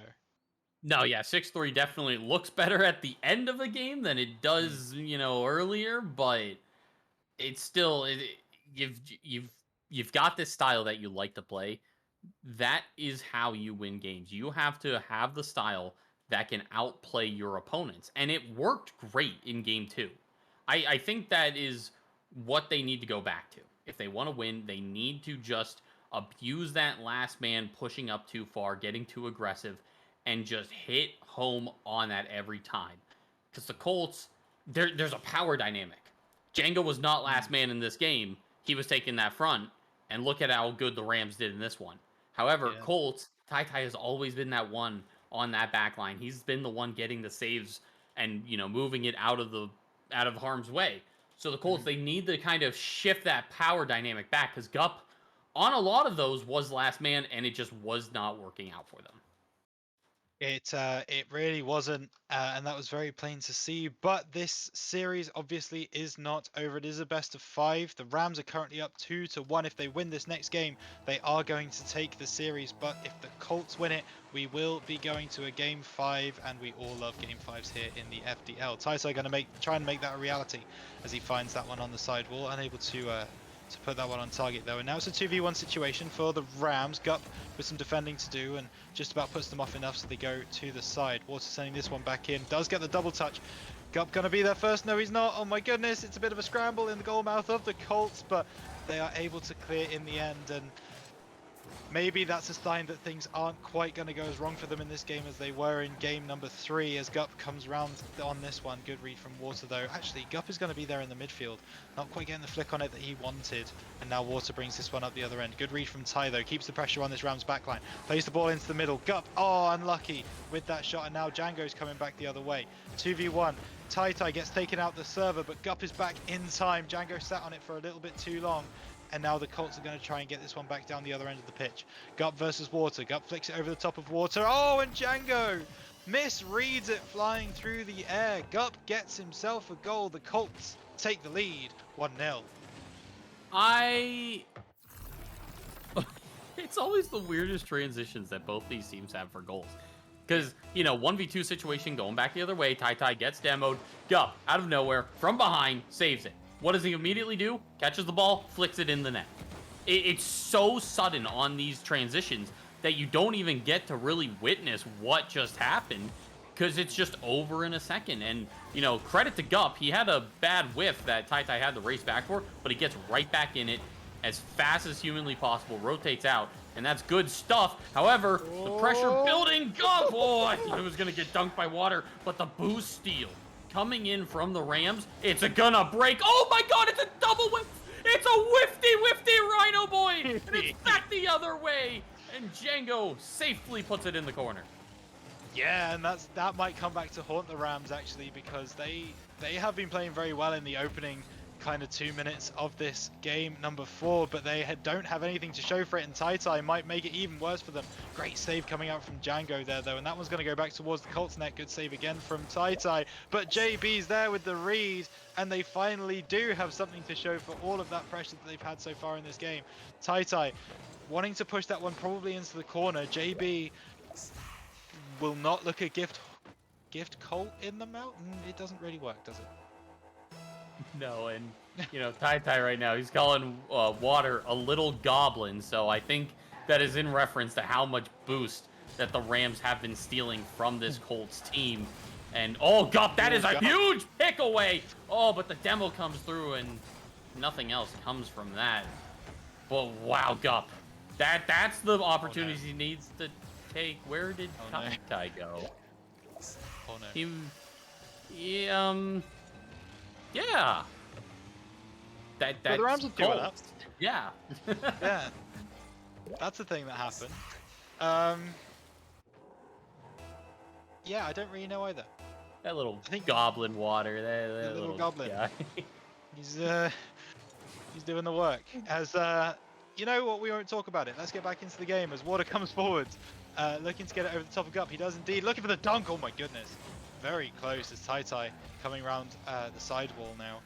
Water should be able to read this one. Actually doesn't. That one falls into the middle of the field, but Django in a good position. Actually, the Tai pass to Gup is so close to flying into the top right-hand corner, but Water should be able to bring this one away, and indeed is Tai. Coming back though, good save. Gup's got loads of time to think about this one, and he starts bringing it forwards, trying to get it round to Django. Unable to do so really as the Rams take charge once again. Water might get there before Gup. Good 50 though actually means that the Rams do still have possession of this ball. Django putting this one into the middle, but Water saw that Tai was always going to get there first. Now it's a 1v1. Tai pushing forwards. Good 50 coming out from the Rams though to keep this ball away from their net. Gup trying to get back in time, not able to do so, but Tai is there in midfield to keep the ball in Rams territory. Now Tai plays it off the back wall. Good read coming out from Water though, and Django has a free shot if he can get this one on target. It's actually not going to be that way. It's going to head into the corner, and Tai is going to bring it away. 1 minute 25 on the clock as Water sending this one onto the sidewall. Up off the roof, looking to dunk on the Colts defense. and just missing on the post. Oh, that would have given them quite the cushion, but not quite able to make it stick. And now Gup could go up the other end. Oh, not quite getting the connection that you wanted on that one. And the Rams are able to take charge once again. TyTy going to look for a shot, looking to drop that one onto the bottom left-hand corner, but Django with a good save. Oh, Gup with the read. That one could drop. It's not quite going to have enough. 50 seconds on the clock. The Colts need something, Chris, and they need something now. They absolutely do. The shooting accuracy has not been there for them all game, and this counterattack right there from Water is going to seal it. And I think the only frustrations I have with the Colts right now is you can play the same play style even if it doesn't work. You can just control the pace of the play more. But when you're still making the same mistakes, that's where it starts to get a little bit questionable in the fact that, yeah, you had it.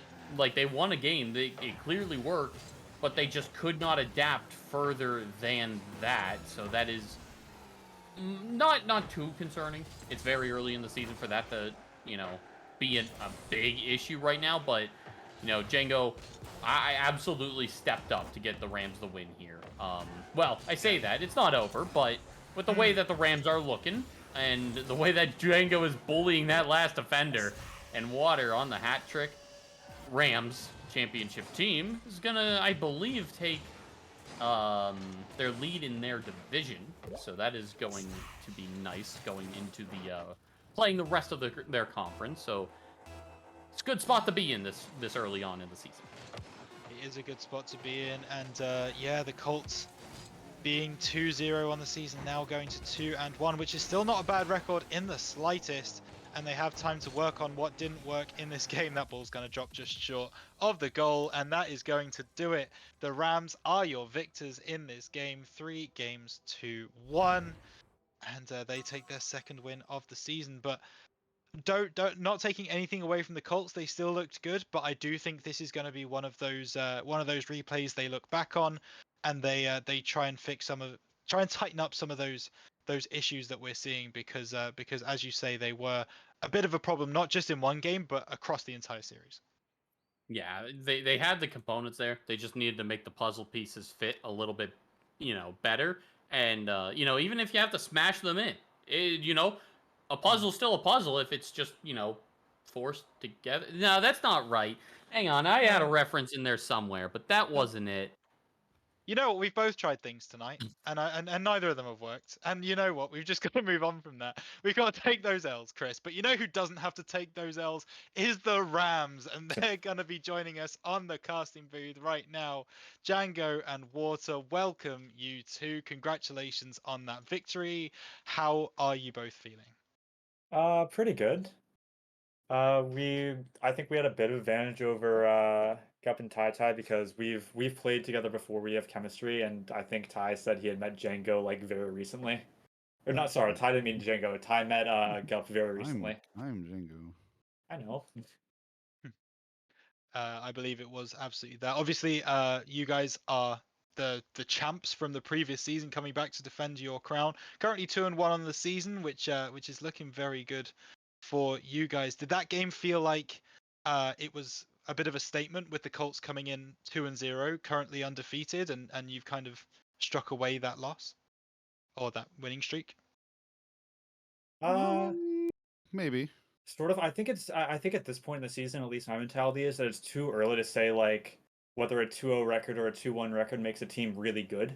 Mm-hmm. I think it's not Matchups super on that. reliable, but yeah, I think it does feel nice to get the win. But it's a regular season win. I'm happy about it, but I'm not, I'm not over the moon about the win. I'll save my true excitement for playoffs. I don't think either of us played like to the max of our potential, or like we definitely have further up to go, at least for the two of us as a pair. Yeah. Like the way we played wasn't Wasn't up to bad. our... There were definitely Yeah. things that I could see we could have done better. Very Absolutely. interesting. Yeah, there's always room for improvement, but I mean, speaking of which, after that game too, what happened? Because they win game 2, and I think they, in a pretty controlling fashion, they played how they wanted to play. So how did you guys get back on track for that game 3? Because it was a blowout early on. We just got in Ty's head. Yeah. I'm kidding. I love Ty. I am Yeah. partially kidding. I don't think he really liked me going around stealing his boots repeatedly. But I think it was more just like we're not gonna let them get us down. That may have just been an off game, and if we lose the next one, we'll see if we really need to change anything. And Yeah, I it mean, we seems knew we like were playing well yeah. anyway, so we weren't worried. Good stuff. Yeah, I mean, you guys look good. Now you are done playing your division for, the next 4 weeks, and you get the other conference. Is there any particular team that you are looking forward to playing over there?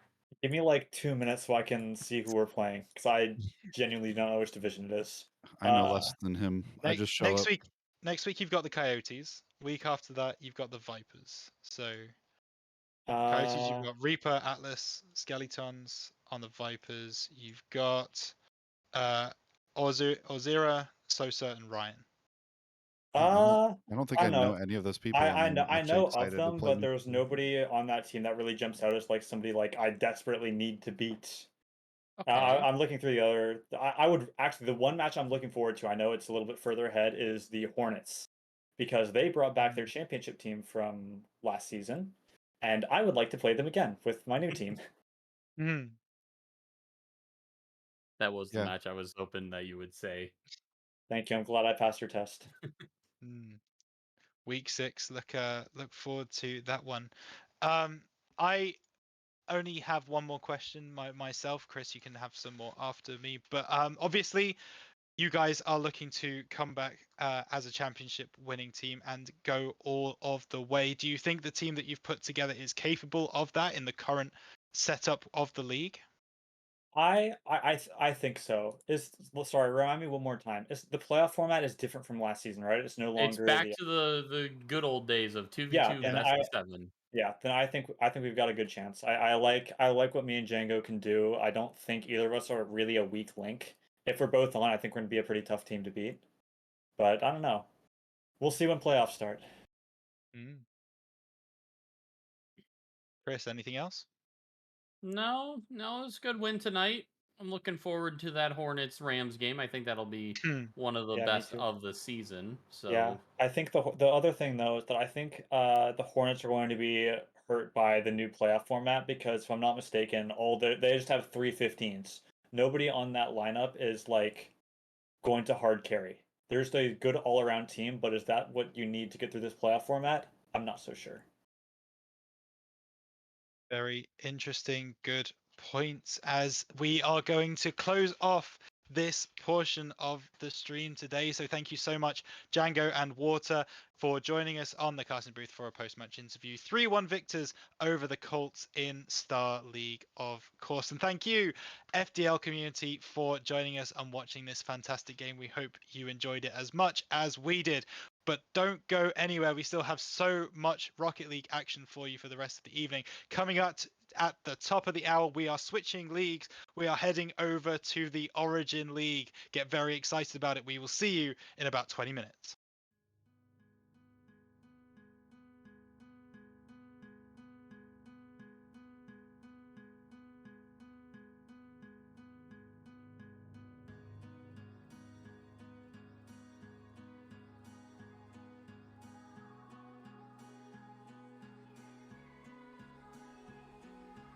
Into the night, the city lights are dancing, slowly falling apart. The shadows causing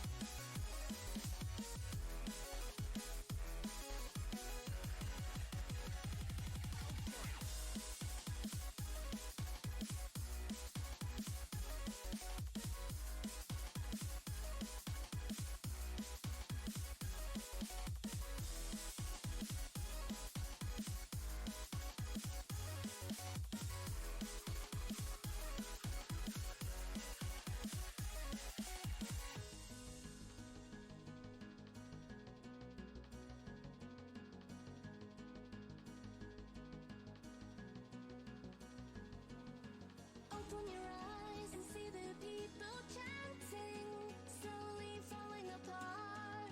The silence causing an earthquake. I'm wishing upon a star. This time I'm feeling higher, and I know I can be taller. Shadows causing an outbreak. I'm turning the light. We're gonna light it up, oh, light it up, ooh, light it up, causing an outbreak.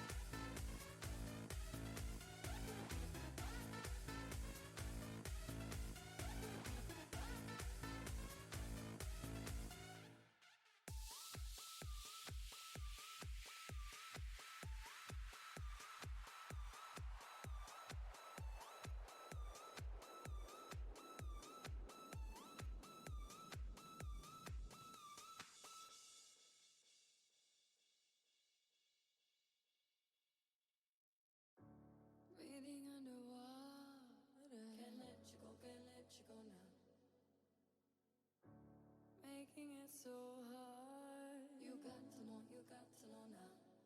Ooh, taking it too far. Nothing to hold now. I'm falling apart. Out in the cold now. Breathing underwater. Breathing underwater now. I can't let go.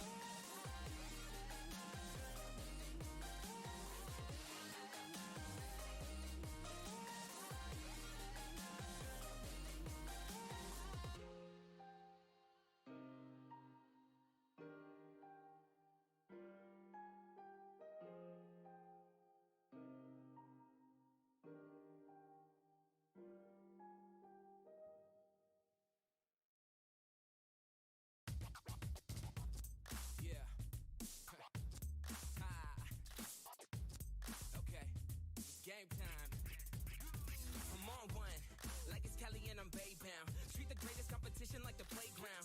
Freestyle and J spin and make them say wow. Then I beat the brakes off until I'm stay down. Became a king from a common man, and I turned my worst critics to my staunchest fans who worked at it until the world was believing. They gave them no choice but to see it. They say the greats always aim high and still stay grounded at the same time. And so they see a sky native with the hang time. That's why ain't no one can see us when it's game time. They say the greats always aim high and still stay grounded at the same time. And so they see a sky native with the hang time. That's why ain't no one can see us when it's game time.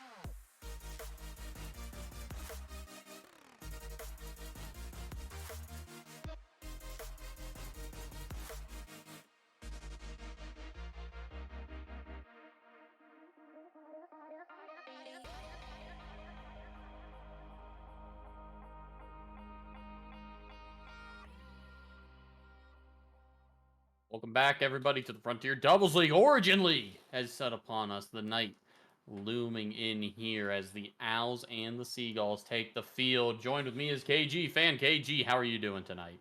I am doing absolutely awesome. Excited for the next 2 sets of games tonight. Absolutely. The Origin League is always a fun time for good Rocket League. These teams, though, fighting at 1-1 records, they are gonna see who can get that positive record going forward. So it's not going to be an easy one for both of these teams, but someone is going to have a better week than the other. So without further ado, let's get things underway. And oh boy, I really hope everyone in here is not a console player. That would be unfortunate if they can't see my message to join up. Oh, that would be a bad, bad day. A console extraordinaire. I do know how that goes. I am unfortunately a console player myself, and if I'm not mistaken, the Origins League is about the tier that I participate in. So this is going to be fun, as I will recognize a lot of what goes on, particularly when it comes to the general skill set. So this is going to be fun, and I'm excited for it, and what I'm hoping to be maybe 5 straight games of overtime.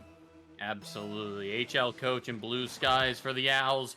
Souplag and Stir for the Seagulls. One of these teams is about to get the opening score for the series. Stir takes a quick shot over. HL Coach sends it just around the corner. Souplag, good read off the sidewall, but nothing more with that. And I think there's one thing to note is that the salary difference coming into this one is a mountain of a climb for the Owls, but that's a good first goal for the Seagulls. Yes, a nice little touch off the back wall. Souplag able to get there just before Coach can.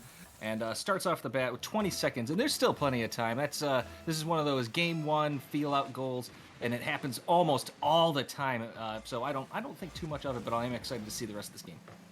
Absolutely. Suplex. Oh, that is a huge demo right off the kickoff. Seagulls do not skip a beat and working in tandem right now. They started off right off the bat, kind of asserting their dominance a little bit. The first goal, semi-fluky. That one was definitely a planned one. Good team play, and nice and patient, waiting for their teammate to do it. That's going to get hit right to Styr. Styr going to hit it in the corner as Coach looking to maybe catch that. Misses that, doesn't judge it well enough. Suplag is able to get this in, and right off the bat, just over 30 seconds in, the Seagulls are dominating. But again, this is game one, still plenty of time. Yeah, and just looking at the salary of these two teams right now, I believe the Owls have sent a C lineup in 2 9s, and then the Seagulls have 2 11s. So you are going to get David versus Goliath in this one, and I think it's just a matter of how far are the Seagulls willing to go to get these goals, but you can never count out Blue Skies and Coach. Coach has been one of the best up-and-coming players as his first season, and Blue Skies did phenomenal things in the Swift series, so we're just looking to see how they can replicate that, because it's game one. It's probably going to be a pace change to get back up to it. Supflag's got a 4th for this team. Yeah, they're reading things well right now. The Owls are a little out of position, and the Seagulls are kind of making their way with it. Suplag sent it down and then pretty much followed up. It's almost its own double tap using another player. You can tell that the Owls are just not getting the touches they want right now. I think that if they can get some momentum on their side and not let any of this, not let as much go in as Suplag does have to stop that, and Styr's going to take control. Looking for a 2-1. Unfortunately, Coach does not go for it. Blue Sky was not back in time. Blue Sky's 50ing. Suplag going up looking for that touch. Can't quite get it down in time. And we have a little bit of a counterattack. Nice hit. Styr's out of position. And we have a 4-1 ball game, 3:33. And I still think there's plenty of time. Yeah, and that's a great goal from Coach. He has a lot of space to take in the midfield, but just a hard shot on net. He realizes that Styr is out of the way and will make it count. Plenty of time to get back in it, like you said. The Owls, I don't think relying on those open opportunities are going to be what they need. Off the kickoff, Seagulls still hunting for goals. Oh, yeah, they're not done yet. I like that last goal is not like they're sitting there waiting. The 4 goals, they got plenty of in the tank. Coach can't pull that one down. An opportunity was there. Lag is able to push it into the corner as Coach is trying to keep it in. That's going to be a little bit of a center. Blue Skies needing to turn. Doesn't turn, goes straight back as Suplag looking to take control, trying to dribble it in, able to get around 2. Coach just not able to get behind the ball, and Suplag's ball is able to trickle in. Great play taking on 2v1, or 1v2, sorry. Yeah, Soup saucing up the entire Owls lineup, and by the time he gets around Coach, you don't even have time to think about where to go for it. That kickoff almost finding its way through, but the Owls, I think they will be better after this game. This is definitely going to be a feeler for them, because game ones always start that way. Styr just goes straight for the net on the flick. Brazil, in half the time to go, potentially could be a record.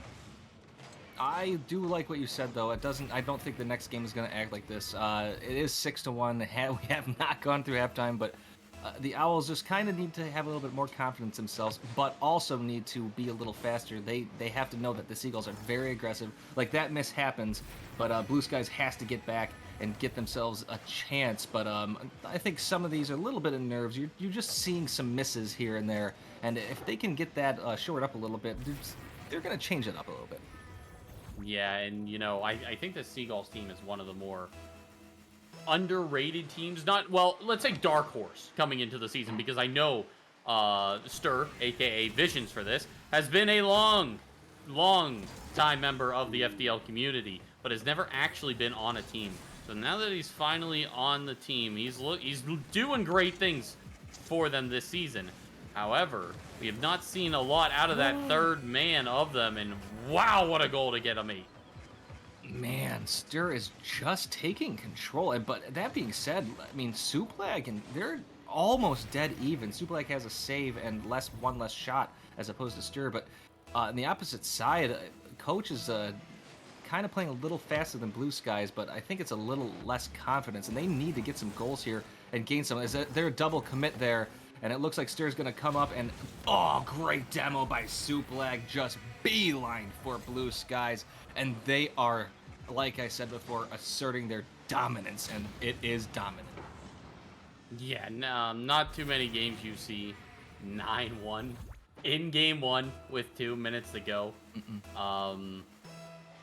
I have a feeling we might see the most goals broken for a player in this series, which is not a good stat to say, but this is kind of how rosters can go, how you can play your matches, because, you know, C versus A in pretty much most leagues have been...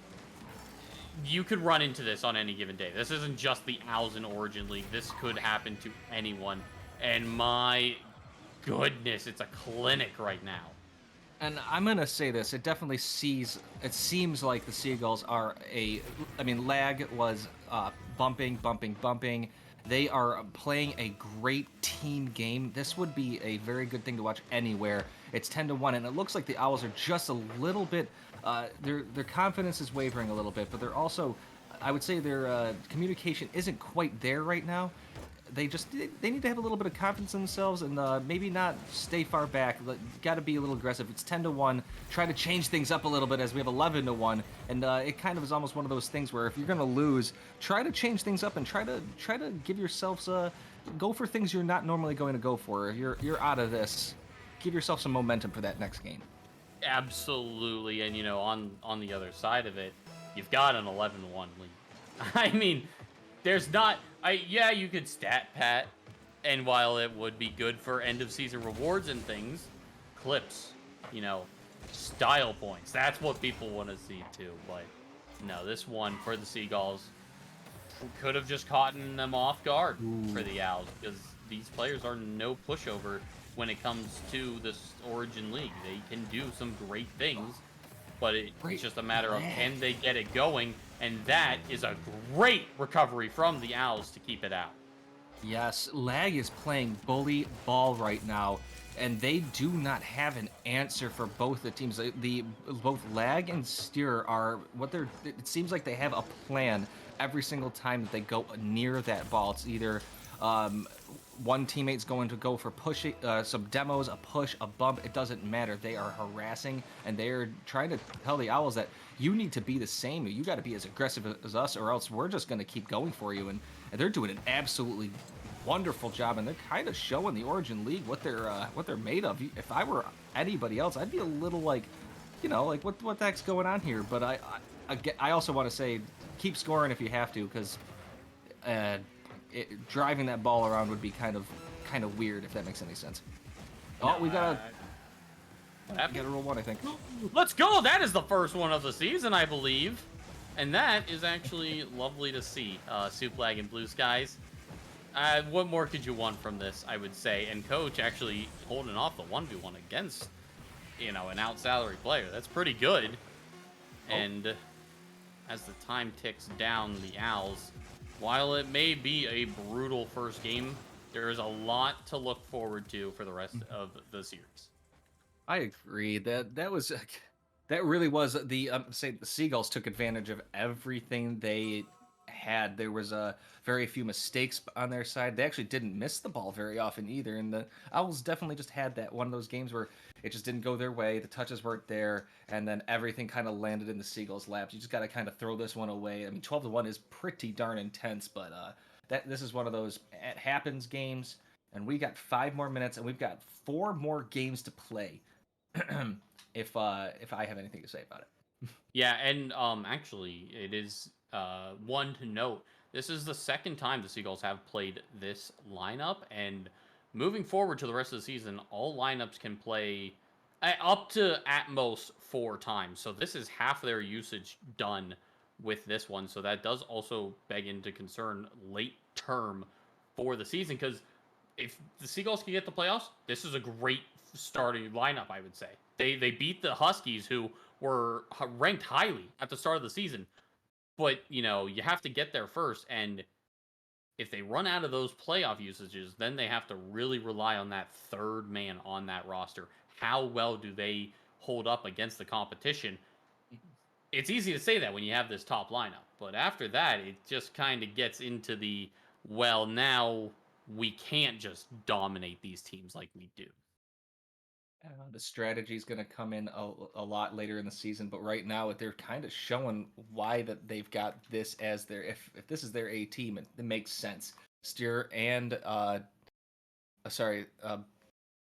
Soup Lag, unfortunately, are playing the team game. They know what each other's doing, they know what each other likes, and it seems like Soup Lag likes playing that antagonistic game, and it looks like Steer likes to play that ahead in the front, and goal for goals is almost opens up the scoring less than 10 seconds in again.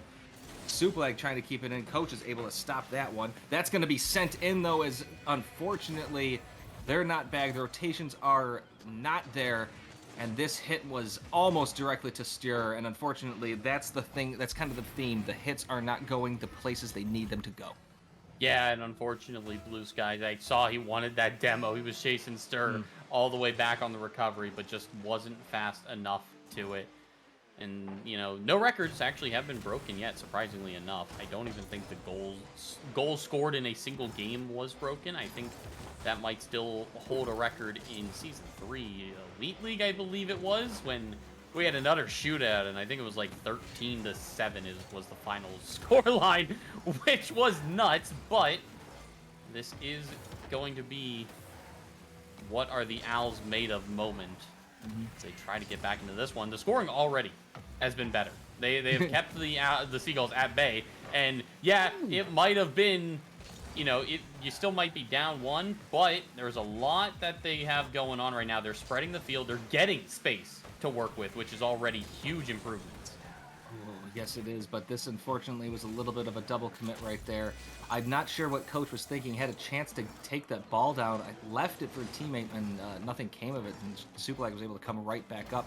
So it seems to me that the Owls just need to have a plan of action, just stick with it instead of and have some confidence in themselves. Coach, take that ball down 50 and get that win, and then let your teammate, let Blue Skies come and clean it up, and vice versa. We've got Stir in the corner, though. It's 2-0, and like you said, this beginning of this game is much better than last. Stir's going to look to try to catch it as Coach moving up.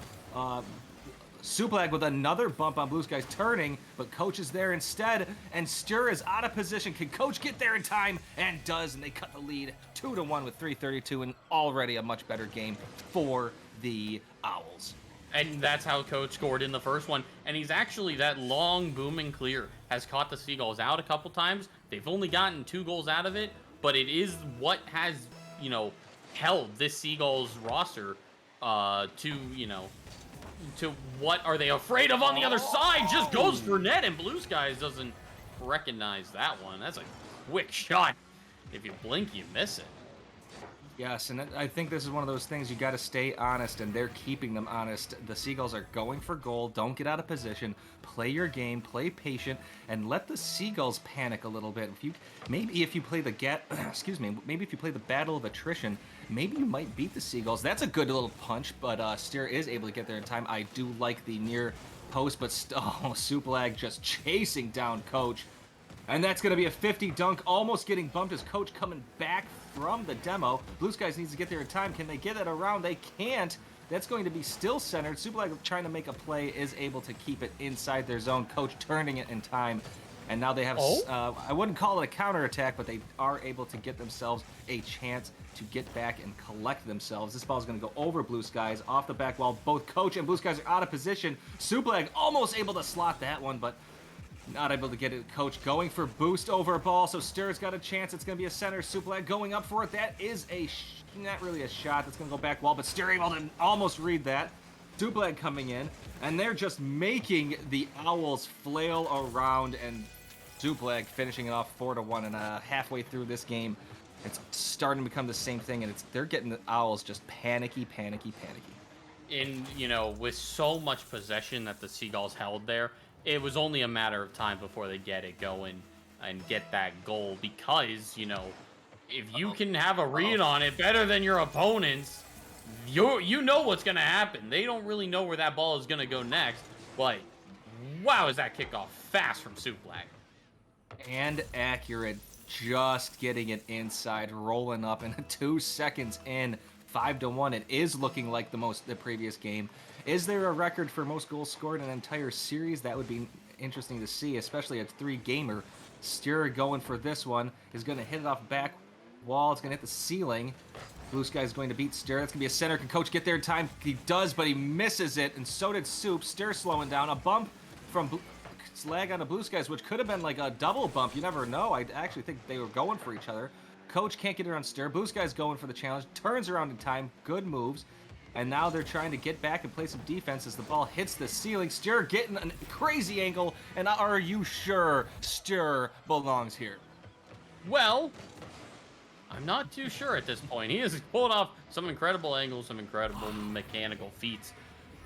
And a hat trick for both of them. Suplag, though, on 3 assists, is doing a lot to get his team rolling in this one. I mean, this is utter domination from the Seagulls. The Owls don't even get a chance to really think about what's going to happen next. And, oh my, I think Suplag was kind of hoping on the whiff there. That one is going to go downfield, but not in the net. But 1:30 to go, and the Seagulls. Suplag dives through. Caution to the wind. Doesn't even want the ball. He knows his teammates got it. He went so fast as that last offender. That was incredible to watch. But not stopping. Owls, they have a chance here. Oh, play it low, but it's just gonna get 50 wide. Oh, they have. I mean, Suplag is playing the bully game and doing an absolute monster job of it. Going for a demo. Nice skip by Blue, but comes right back out. If you noticed, does not stop. Relentless is like a honey badger. I think we're gonna have to change Suplag to the honey badger a little bit or something. Badger soup, I don't know. Things are getting a little crazy as they are playing angry, and I'm loving it. Blue Skies can't throw it down, sends it straight up instead to Coach. Coach trying to get it over Soup, does get it over Soup. They have a chance here, a little bit of a 1v1. Can they get something? A pass to Blue Skies. Styr is up, though, and stops that one. With 30 seconds to go, we still have a big lead, and they've just added to it. We're on our 2nd trip. Yeah, and you know what? Take us to Brazil again. It's a beautiful place to be this time of the year. And 30 seconds on the clock. Despite the goal line, I would say that I've already seen the Owls play faster. This, while you can definitely, we got thrashed in this one, you already see the improvement. Like, this is what it's going to take to beat some of these high salaries in this Origin League. This is what we have to play up to. So it is kind of it's a humbling moment in the fact that this is what I want to play like. This is how good I want to get. And as we get another one going in the net, game 2, gonna go in the Seagulls, and favored to win this series. Oh, definitely. If, I would say Blue Skies and Coach, you still have a chance to get the series. And I as a caster, I want this to keep going, so I'm going to push for the Owls continuing this series. That being said, the Seagulls are dominating. They're playing absolutely lights out. And even though the Owls have sort of picked it up a little bit, it doesn't look like the Seagulls are going to let up. And that is something that is nice. It's good to see a team just continue to put on that pressure and dominate instead of sitting back and me going, you know what? We can, no. Continue. 10 shots for Styr, 4 shots for Soup, and getting 3 goals. And Soup was all over the place, creating. And Styr kind of, not that anything against him, Styr just kind of had to walk some of those balls in there. Yeah, no, the Suplag has been paving the way on almost a silver platter for Styr, and it's good to see. The chemistry is clearly there. I mean, what more is there to even say? I think the shooting accuracy could be a little bit better. 5 or 10, only 50%. Bad. Could be better. You're right. Could be better. I mean, actually, 50% is kind of crazy for a game when looking at Rocket League statistics, but I don't think anyone would complain about Oh yeah, I shot 5 for 10 in a game. Well, yeah, you won 8-1, so there is that kind of statistic to float around. But And you scored 5 of them. yeah, you've scored more than 50% of the goals. That shooting accuracy almost becomes irrelevant as it goes through. But game 3, and now the Owls, I know they've looked better. You know, statistically, it was better. It was 12-1, and then it was 8-1. So like, there's improvement. You got scored on less, but now you just need to find more opportunities. Yes, I agree. Opportunities, and then oh no, nobody's getting back. Get back to like take advantage of the fact that Supleg's going up for that nice and easy. Take advantage of the fact that you have the time to rotate back a little bit, as Blue Skies had gotten caught getting that side boost and then rotating back a little too late. I think they just need a little patience and a little confidence. But like, I know it sounds weird to say patience. I think that they're having some miss issues. They're just getting some opportunities that are like just not there. They're just mistouching the ball, and I think things can turn around. I really, really do. As a coach going for a nice little bump, Blue Sky is deciding to stop and did a good job, and there's the patience I'm talking about. Give yourselves a little opportunity. Coach going up for it is able to get around Supleg, rotating back, and unfortunately misses that boost and still went for it. Blue Skies going and hits the ceiling. Steer and Supleg up. Coach waiting for it to come down, and Supleg able to get that clear. So unfortunately does not go up for it. Don't think they had enough boost, and that was an opportunity I think slightly wasted.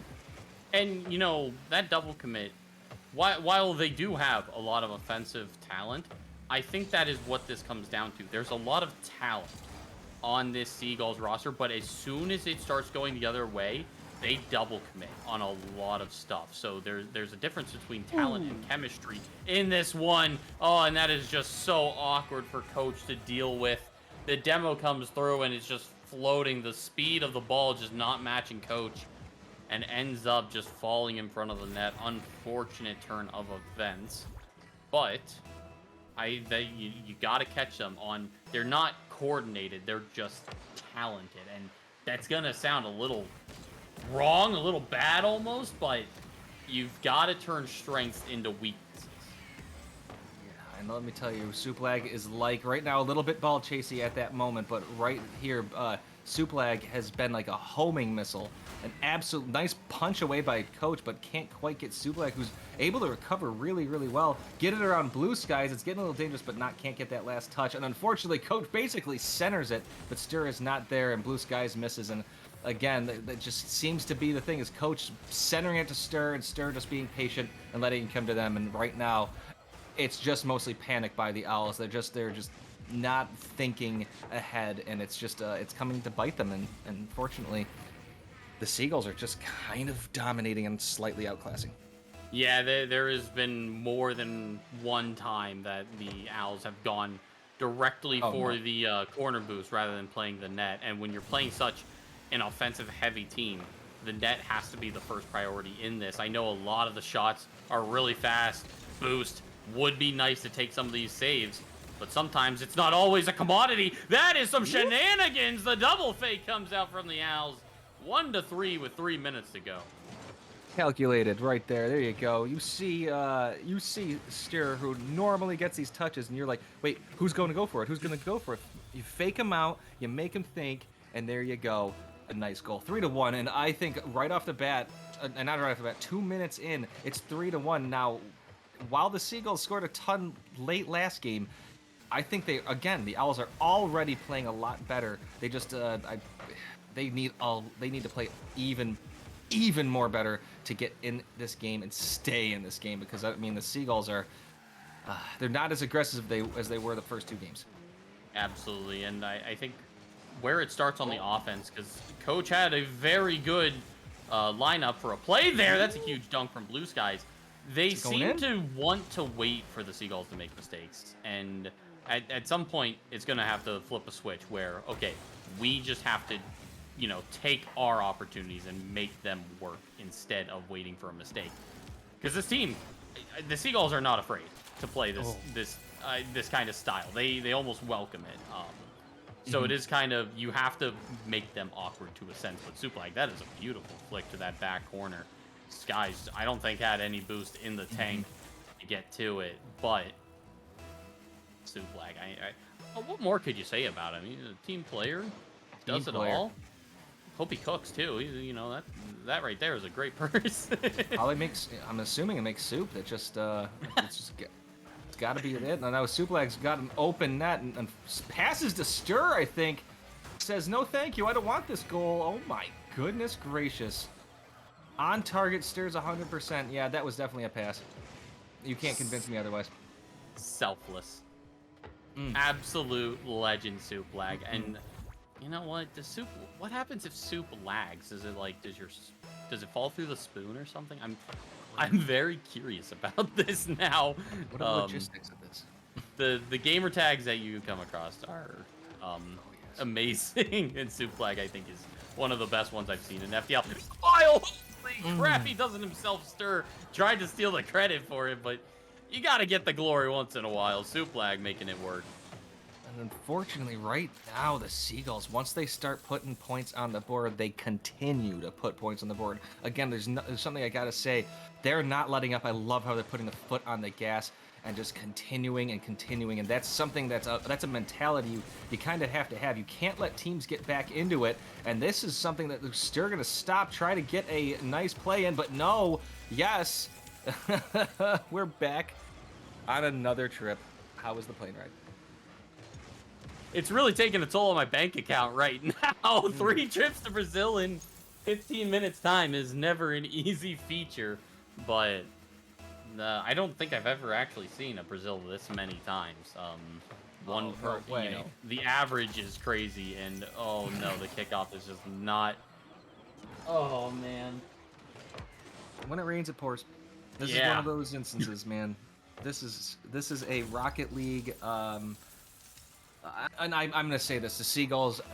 I don't care what anybody says. I'm throwing in them in there as the favorite right now. The power rankings #1. You score this many goals, you just kind of have to. Stir almost scoring another one. I think they just can't stop scoring goals. They see Stir sees the back of a net and just can't help themselves, looking for another one. It doesn't matter if it's the opposite team or not. This ball's missed by Blue Skies. Stir trying to dribble it in, can't quite get there. His coach is able to put a little bit of pressure. Suplag going up, Blue Skies deciding not to. Not a lot of confidence in the air. Able to punch it away though, so we're under a minute to go, and Blue Skies trying to make something going, but again, the Seagulls are just too powerful right now. Yeah, we have 40 seconds to potentially see. Oh my That God. is a beautiful doink. Oh my, you don't see them too often, and while it's not the most mechanical play, a nice 63 mile per hour doink never fails to satisfy. What a play. But I do want to see, Owls are the winner if they can score a second goal. They will be the winner in my hearts for this one. I agree. Come on, Blue Skies, go! Oh, you can't hear me right now. Oh no, Stir has another open goal, and I've said this before, I'll say it again. A lot of these goals have just come from misses and just a little bit of panic and just not even getting a touch. Coach missed that again, and it kind of led to an almost goal. Soup able to get around, and the difference between them is Soup and Stir are able to get the touches. Whether they're the touches they want or not, they're still able to get some and prevent. They're preventing the Owls from getting anything they want, and we have another possibility. Double-digit goals here. Get it in there, and yes, we have. What is it? 31 goals, 31-3 in this series, unless they get another one, which is highly possible. That goal differential is not gonna look pretty for the stats. That might actually be the craziest one I've ever seen. But no, the Owls. I mean, you know what? Credit to them. They stuck through the entire series. Like most players, after that first game would be like, this is chalked. We can't do this. It's just David versus Goliath. Only Goliath also has every arsenal of the U.S. military known to man. But no, they stuck through. I commend them on just the resilience to stick it through to the end. That is all that is not champion caliber, because you also got to score more than 3 goals, but they have won my heart with that performance and just the sportsmanship. I'm gonna agree with you. There has been times where teams have quit, and this is definitely not one of those. I saw a lot of fight in their drive and their cars that you didn't see that shrug of the shoulders, that like playing down. They kept going. They kept going. They put a lot of fight in it. So I need to give the Owls, hey, if you're listening, thank you for playing awesome Rocket League. I mean it. But now we're gonna start praising the Seagulls. A 31 goal, 3-game performance is absolutely incredible.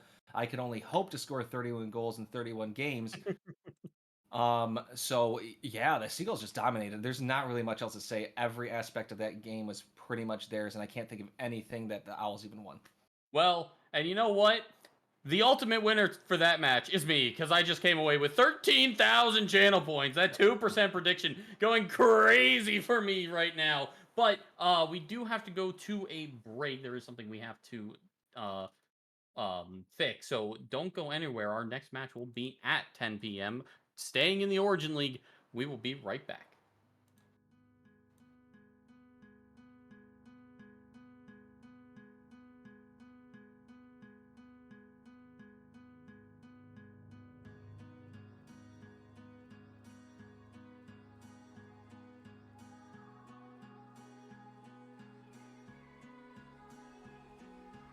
Into the night, the city lights are dancing, slowly falling apart. The shadows causing an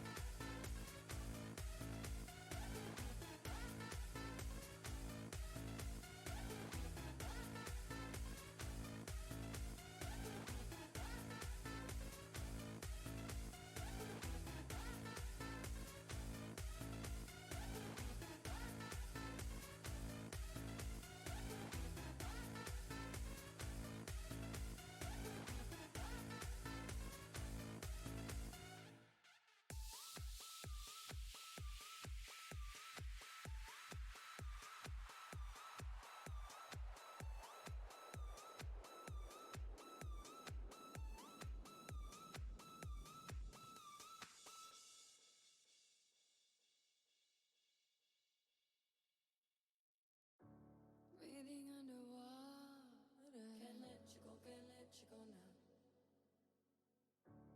Making it so hard. You got to know now. Ooh, taking it too far. Nothing to hold now. I'm falling apart. Out in the cold now. Breathing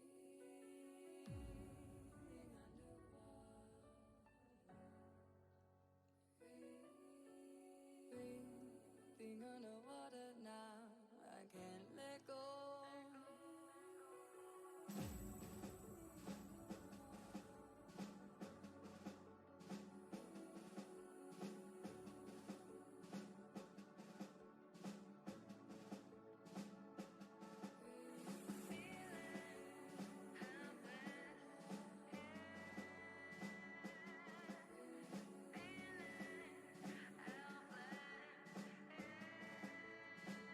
Underwater.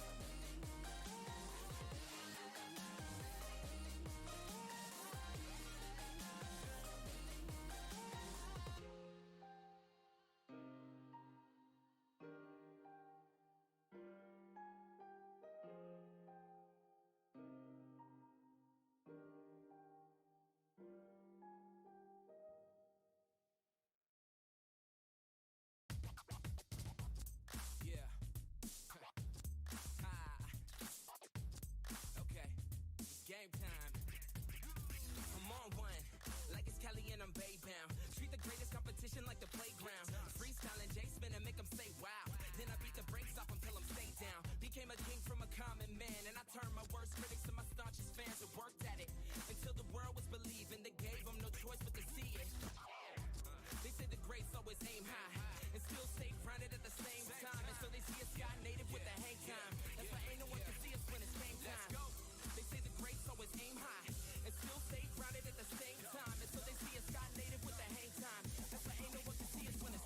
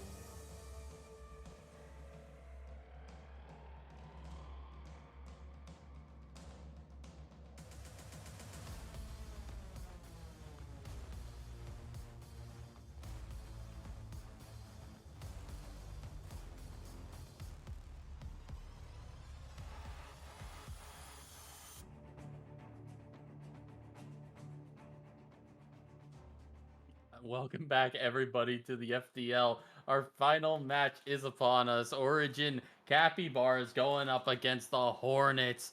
I am thrilled for this matchup, KG. These are two very capable teams that had a very rough week 1, but have bounced back in week 2. So they are going to leave it all out on the field for that winning record. Yes, they're definitely looking to not be in the under 500 hole. After watching last game, the Origin League, we're hoping not to see that type of a blowout. We're hoping to have this nice, close, even series, but you never really know what's going to happen until you get on the pitch and see what the teams bring. And it looks like they're on the pitch already and they're ready to go. And I'm loving this. Let's go Frontier Doubles League. Here we go, Hornets Capybaras, and we've got Chronic Illness trying to push it down. Zyros is able to stop it and push it back downfield. Jay Riddle trying to get back, is able to get this one. Zyro's not able to take it, but Crazy is looking to make a solo play here. Trying to get it around Chronic, who's able to 50 into the corner, and now they're actually going to move the ball upfield, dribbling it, taking their time, flicking it, but Zyros didn't come up, and it was an early flick. And 30 seconds in, both teams not really taking advantage of the other right now, just still trying to feel each other out. A lot of 50 balls. Absolutely, and these teams, they're very even in salary. Both have a middle pack 11 salary, and then we've got a low 9-1 on both sides. So this is going to be a battle of, I want to say, chemistry. I feel like the team that really works well with each other is going to come out on top of this one. Zyros, that's a huge 50, stopped at midfield. Chronic push it through Nixus. That's a great first touch. He's got a pop-up. He's got the second. He's going for a net, but denied on the line. Oh, an opportunity right there, and not you could call that a double commit, although it was a necessary double commit for the Hornets there, as he got it around 1, and they were able to stop it. Jay barely gets it on Crazy, but Zyros is able to get back in time and center it. Riddle keeps going back instead of trying to catch that ball, and that ball's going to be 50 and roll towards Crazy. Chronic and Crazy going up for Chronic's going to make it, and he's going to get that shot, and it's going to go on goal. Zyros deciding to demo him for the troubles, but it doesn't matter because Chronic will take that all day long. That is a beautiful shot on net. So much power in the beat right to it. What more could you want out of that? Chronic opens up the scoring for the Hornets, and it only took him 1:30. Definitely not having a repeat of the last one, but that is a bad whiff from him. Zyros support in the midfield is just not there in time. Jay gonna be first to it, and what a bailout that was for the Hornets. Wrapping it around, and it's a pinch that goes down the other way. It's now a race. Crazy gets it. That's a great bounce, but what a save from Chronic to keep it out of the net. And it's right back the other way with the Hornets, but not a great follow-through. Gives possession back to the Capybaras. Yeah, Chronic missing this one just after Zyros missed it. A 50 that gets punched back into Capybara's side. Zyros with a nice demo. Jay Riddell going back to get on defense and does a good job. Chronic able to take that away from Zyros, but Crazy's there. Chronic is able to beat that. Can Zyros get there in time? Does, and Chronic not able to dunk that one. Crazy can't get this one. They both go over and under it. And a bunch of whiffs right there lead the ball to the corner. Crazy punching Chronic away, knocking him away from that ball. It was a good little move, but Chronic takes that anyway as Zyros can't get that one as Chronic keeps pushing it downfield. Nexus stopping that one. And Chronic can't make that one, so now we got to push forward. We have a 1v1 slash... it ends quickly, and I was hoping to say a 1v1, but nothing comes of it as that ball was slowed down. Zyros stopping that one. Crazy having to hit it into the corner. And with 2 minutes to go, a 1-0 lead. Nobody really taking control of this game. No, but Crazy getting that boost in that corner will definitely hold the Hornets off for a little bit. The clear right back downfield. These teams just getting that space, but it just ends up in the corner and nothing more comes from it. That's a good beat from Jay. Chronic. One to the back wall. Follow-up shot. Going to be shut down by Crazy. And a huge 50 just going back the other way. These teams seemingly get it downfield, but after that, there's not much going for them. That's not a great touch in the midfield. But the whiff from Zyros. Hornets right back at the midfield line. A double commit from the Hornets. But again, dumped into that corner. These teams have been tripped up in the corner so much already. It is very difficult to see who's going to break out first, but this is a good dribble. Oh, the 50 Zyro's cleanup shot is not going to be there. Post. Oh, the second touch is good, though. Tied up with a minute to go. Great job by Zyros stopping where they needed to stop, and that ball landed right in the breadbasket, needing that. It is a tie game, 1 minute, like you said, and I think that both teams are kind of playing a little conservative, very wide rotations. Nobody's really staying up in the midfield. They're kind of going back to get those big boosts. So I think maybe the first team that starts to play a little aggressive could be that team that really expands the play, as Jay Riddell knocking it to the opposite side and forcing the Capybaras to get back, but Zyros with a nice touch forward. Getting that one, going flying in the air, though, and Riddell trying to get it out of Crazy. Crazy's able to get the 50 win. Zyros is there, but both missing it, and Chronic hitting it up downfield with 30 seconds to go here, and they're trying to make a play here. It's a center, slightly dangerous, but nobody there on for the Hornets to clean that one up, and the ball's in the corner, and we are closing at the end of the game. Evens game. It's anybody's. Oh, and that double commit in the midfield is not going to do them dividends. Zyros right off the sidewall makes it count. And that is not the time for a breakdown in communication. I understand where Jay was coming from. The ball was going towards him, but Chronic turning right off of that, you know, essentially going the same way that Zyros was, almost helped them in a sense, but that's a fine kickoff right there. Chronic just gets the ball a little too far away from him. And Capybaras, while it might not have been pretty, have come away with game one. Yes, that was a very even game, needing a last few seconds of goal to get the win, and a slight breakdown in communication that led to it. So if each team keeps playing the same exact way and just kind of giving themselves a little bit of an opportunity, maybe a little more patience, this could be an interesting series, and we really could go the full 5 games, although I've heard some rumors there's some people out there who don't want to hear it. Yeah. Oh wow, 8 ping on Zyros, dude. I yearn for those days. Who's got the server in their pocket? There might have been some shenanigans at the end of that game, but regardless, Capybaras, it's good resilience out of them, and I think the Hornets, there was one opportunity at the end of that game. It was Jay.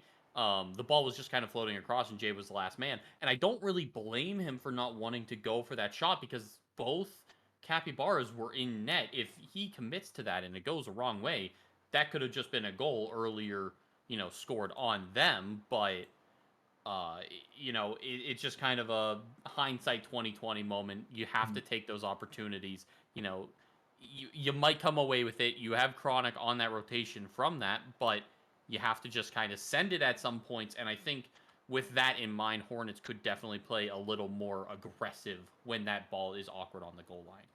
Yeah, I think both teams need to be a little bit more midfield game, pick up those pads, and try to stay inside the other team's zone and get some follow-up shots. They didn't get a lot of follow-up shots. Neither team really picking that up, and those goals could have been more. As Chronic misses this one, Jay needs to get this touch and does get this touch, and now it's Chronic and Jay in a 2v1. Great demo. Can Chronic get this one? No. Yes, they can. And that got a little spicy. Probably could have done without that. I clenched a little bit. Yeah. Oh, man. I did kind of miss it. I was looking to see what happened for that other man, but he was just, you know, getting back. And, yeah, Chronic. I mean, as long as it goes in, I guess it's fine, but you don't want those kind of scares later on when they, you know, matter a lot. But the Hornets open up the scoring again. That is kind of... They are setting the pace for it. Jay a little bit too far out of net, and Crazy's going to catch him out. Yeah, just like you said, pushed a little too far. Read what was happening, and was not able to get up in time. And unfortunately, when you get out of that position a little too much, you get yourself into a situation where you might not be able to recover, and that's kind of what happened. But there's still plenty of time. 4:34. Jay and Zyros meeting in the middle. Zyros meeting that one. Oh my goodness gracious. That was almost a cheat deflection goal. That would have been not very fun for the Hornets right there. Yeah, I really like seeing teams come up with creative ways to do kickoffs. Also, that is a huge play from the Hornets can almost come away with it, just not fast enough on the recovery. But I do like seeing the change up in kickoffs because while it may be, you know, a cheap goal to get, you're not here for integrity. You're here because you want to win. That's just kind of how you do it. Doesn't matter. Oh my God, Chronic, you are scaring me and probably your teammate as well. But it doesn't go in yet. The shot wide. Hornets. A little bit of panic ensuing now as the game goes on, but that first touch is good, but Crazy bullying him off of that one.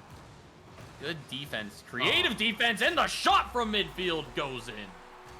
That clear, unfortunately, doesn't go up the wall that they were hoping for. It was upfield, but it ended up going closer to the center, and that was a good read right there by Nexus to get that one in.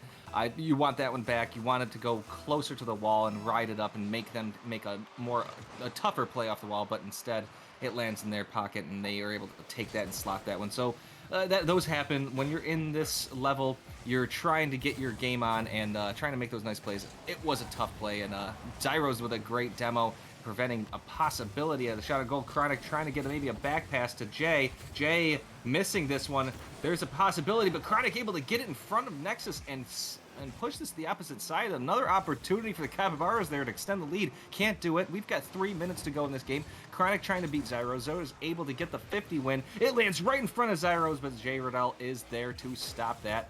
Getting the corner boost and now having an opportunity to move this ball upfield. Gets it around Nexus. Zyros is there. That's going to go be dangerous. Chronic has to hit it. Can't hit it. And unfortunately, Zyros is able to slot that right there with Nexus Crazy. And I cannot blame Chronic for missing that. That is such an awkward position. Low on boost. He was falling, and you could just see it. There was nothing left in the tank on that one. It's just a rough position. You gotta play the backboard, but you know, it's not out for the Hornets. Yeah, double touch from Jay, almost finding the mark. That would have been crazy from Jay. I don't think I've seen a good double touch in a hot minute for Origin League. Chronic, he is scaring me with these clears. It's always across the net. It's never into the corner that it's already going to. He's sending it right back across, and that could come back to bite him later on if the Capybaras are willing to just commit to that. The bump gives way to Jay, who finds it through the midfield. Fake goes low. Chronic into the corner. Nexus not going to find anything there. Chronic back in midfield, but Jay, no boost in the tank. Zyro's going to work his magic all the way back downfield. Chronic, nothing. Flick, not good. Still 3-1. 2 minutes remain.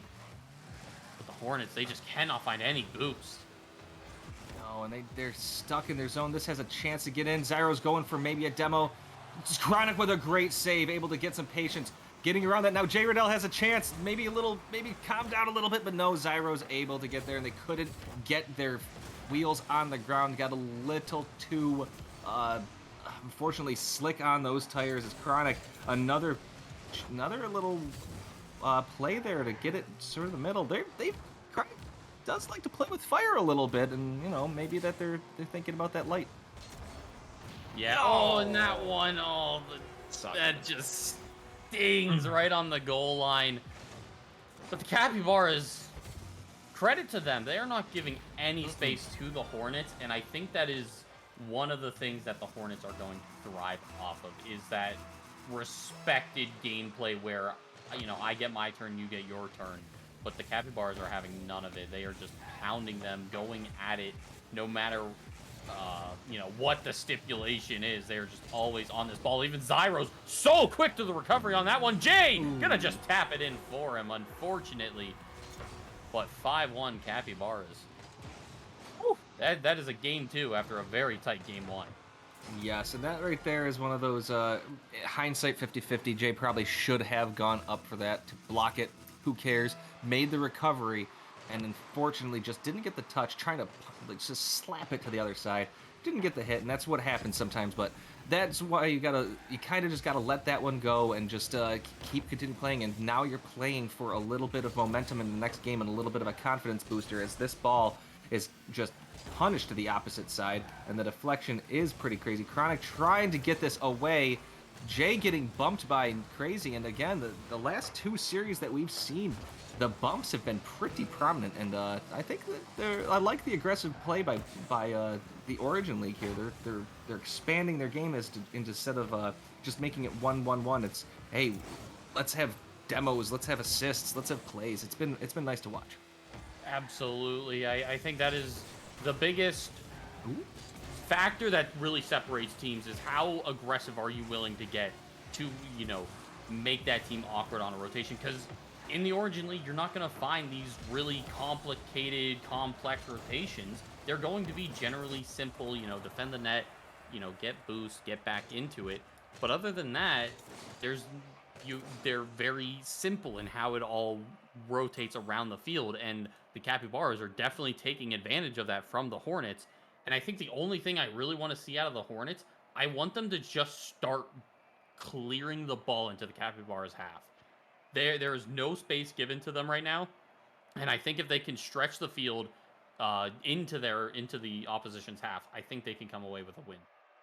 Yeah, the Capybaras spent a lot of time in the Hornet zone right there, and it came down to just they kept pushing and pushing and pushing, and the field got shorter and shorter and shorter for the Hornets, and it just kind of made it seem like their field of play wasn't as big as the Capybaras. And like you said, if they can just get the ball in their field and then keep it there for a little bit longer, maybe just a couple of attempts at least, to keep the Hornets honest, the Capybaras honest from, you got to make them scared. You got to keep them honest. You got to just have a little confidence too, and put that aggressive play and make those touches, whether they're good or not. You just got to at least get your bumper on that ball. Yeah, the flow of the game is what I need to see the Hornets really take advantage of. Don't try to force it. Don't try to force the speed.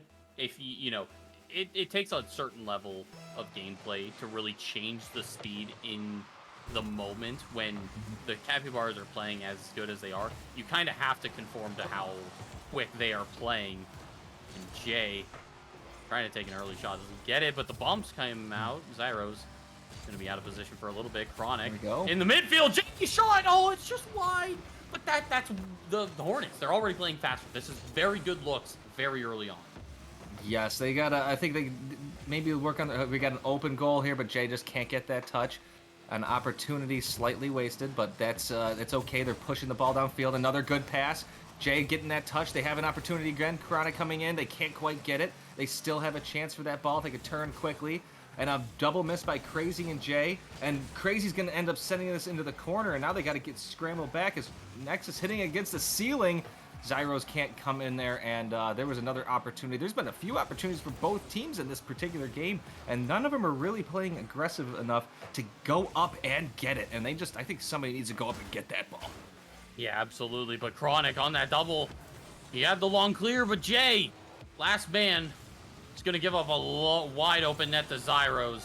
And I can't blame him. The back wall was uncontested. The ball was bouncing forward, but that is the bait that happens to a lot of players. It is much easier for the defender to react to that ball than it is for the incoming player. So that is one instance where, it's just it's a little bit of a foresight, almost just repetition thing. Shot early on kickoff, not gonna go in, but Crazy follow-up shot off the post.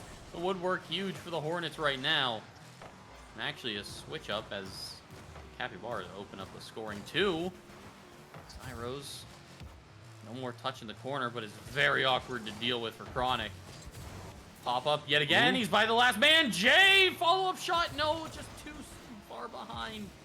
Zyros making this midfield work, man. Zyros has been all over this midfield and getting that ball to the other half. Yeah, and this is dangerous. Chronic, I don't think has a lot of... couldn't read that one. 2-0, 3 minutes and 6 seconds to go in this game.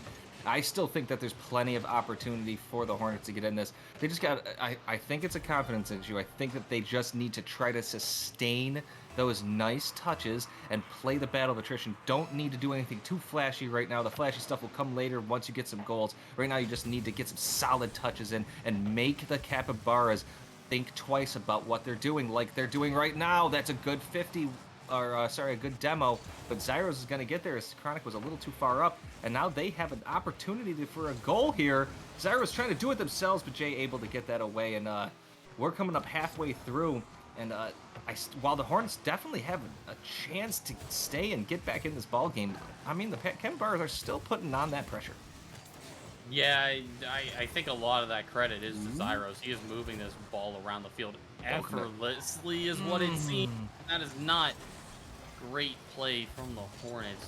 They will maintain some pressure, but with Boost running out, it is only a matter of time. Crazy, that's a good fake onto Jay in the midfield.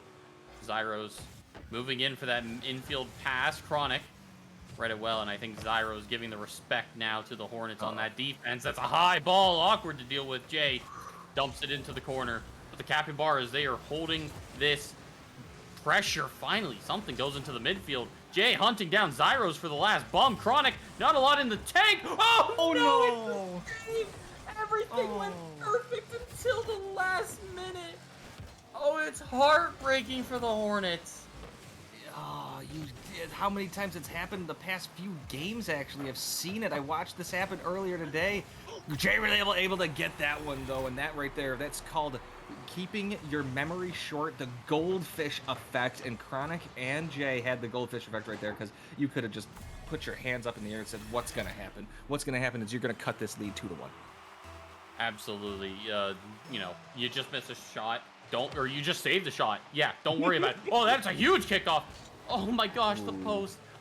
There's so many little things that are just not going right for the Hornets, and this kind of gets into the unfortunate factor of Rocket League, where sometimes the ball just doesn't bounce that way, and you know, it can be tilting. Seeing as what's happened to the Hornets in this game, it can be, you know, a tilt factor leading into it.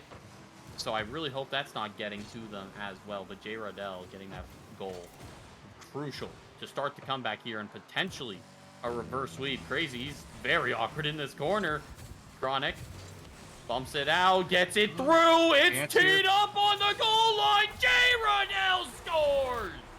Oh, the Capybaras were just bouncing around in there. You can see their cars flailing around trying to get something, and Jay able to stop it. That was almost punched up in the air, but Jay again able to put enough on it to prevent it from poking itself out. So Jay's going to meet Zyros in the middle. Zyros going to win the 50. We've got under a minute to go, and we have a tie ball game. The Hornets are not out of this yet. That's going to be a little bit too hard, as Jay Rodell going for a demo, and Crazy hitting it away from Zyros. There was an opportunity there for Zyros to maybe hit the ball and make this in there. There's another opportunity. Zyros trying to get the angle, can't do it. Chronic has it in the corner, and there was another opportunity for them as Chronic stopping that one from being another center.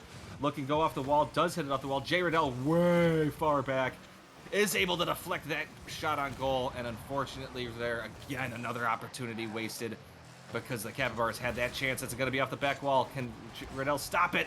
Oh no, they're flailing around. Can they get it? That's going to be almost there. That's going to be sent to the other side. Jay Rodell trying to get down. Shot on goal. Crossbar down. Does it go in? It is. They took a 3-2 lead with 2 seconds to go.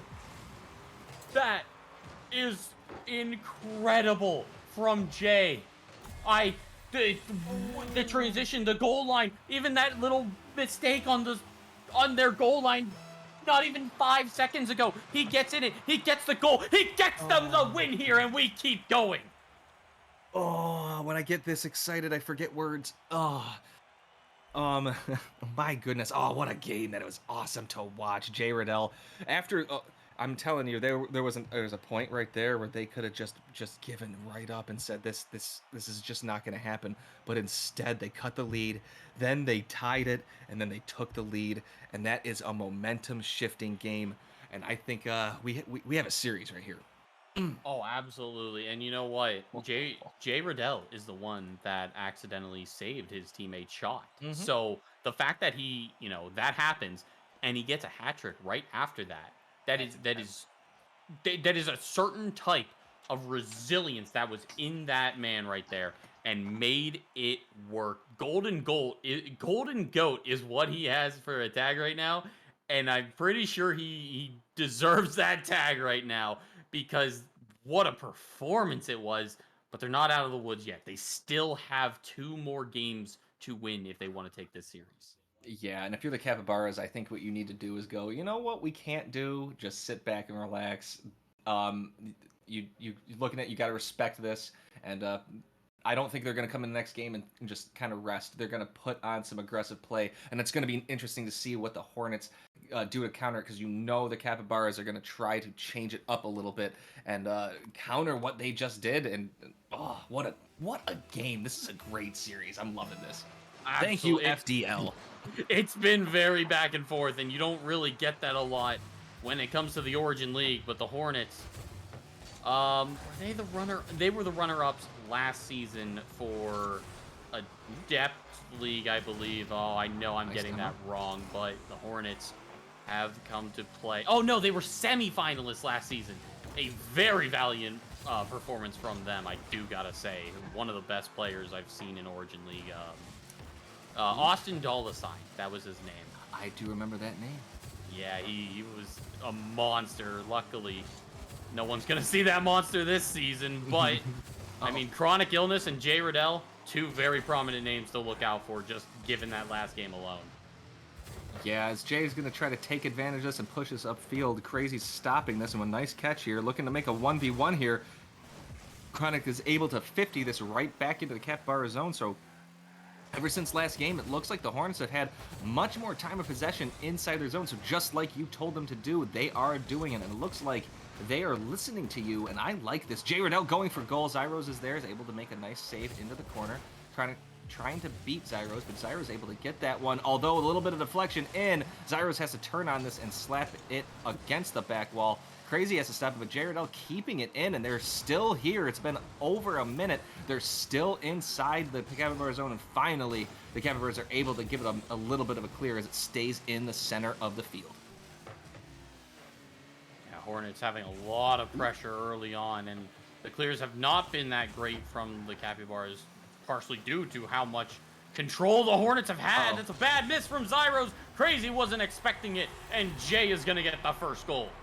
And you saw Crazy, he was stuck in neutral right there, and Jay Riddell taking advantage of it and making a beeline for that goal and getting it right down Broadway. And there you go, a 1-0 lead. And the Hornets' momentum is still there, but there's still 3 minutes and 14 seconds left, and the Capybaras are not a team that look like they give up, and I can't wait to see the rest of this game. Absolutely not. If there is anything this Capybaras team has, is resilience. They had to get a reverse sweep in week 2 to get this 1-1 record that they hold, and that not a lot of teams can say that they have pulled that off. I think there is maybe a handful of times that it's happened. Chronic, awkward in the corner, does make it work, looks in field. Jay gonna take a shot, but it's just off. Zyros, oh, he's done that a few times now, actually. He's just driven right by the ball, and another miss comes out, but Zyros, good recovery to get back to it, keep it out. And now a team collision. That's not going to be great for them. Jay comes in with a shot, but it's no contact there, and Zyros can walk it in for free.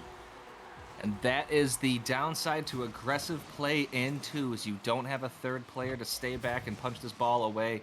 And unfortunately, the miss leads to it. And that ball, unfortunately, doesn't even go to the side. It pretty much stayed straight down the center and gave Zyros an easy push in.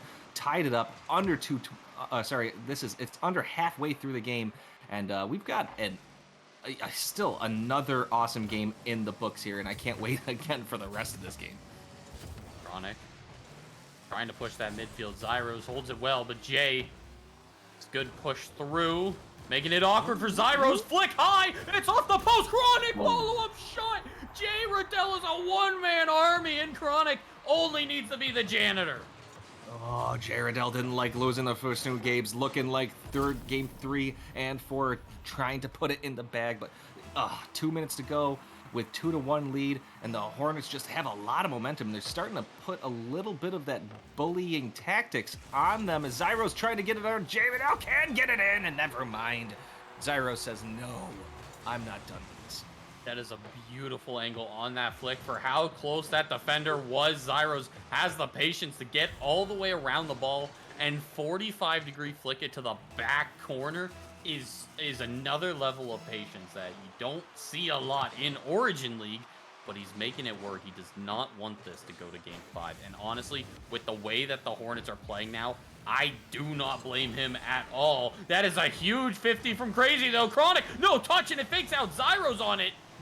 And the Hornets, what might have been an error, has just turned into their saving grace. Yeah, that was an opportunity and a possibility there. Chronic centering it again. Has to get it over Crazy, is able to get that, and is able to get it over Zyros, is able to get the side boost. Zyros centering it.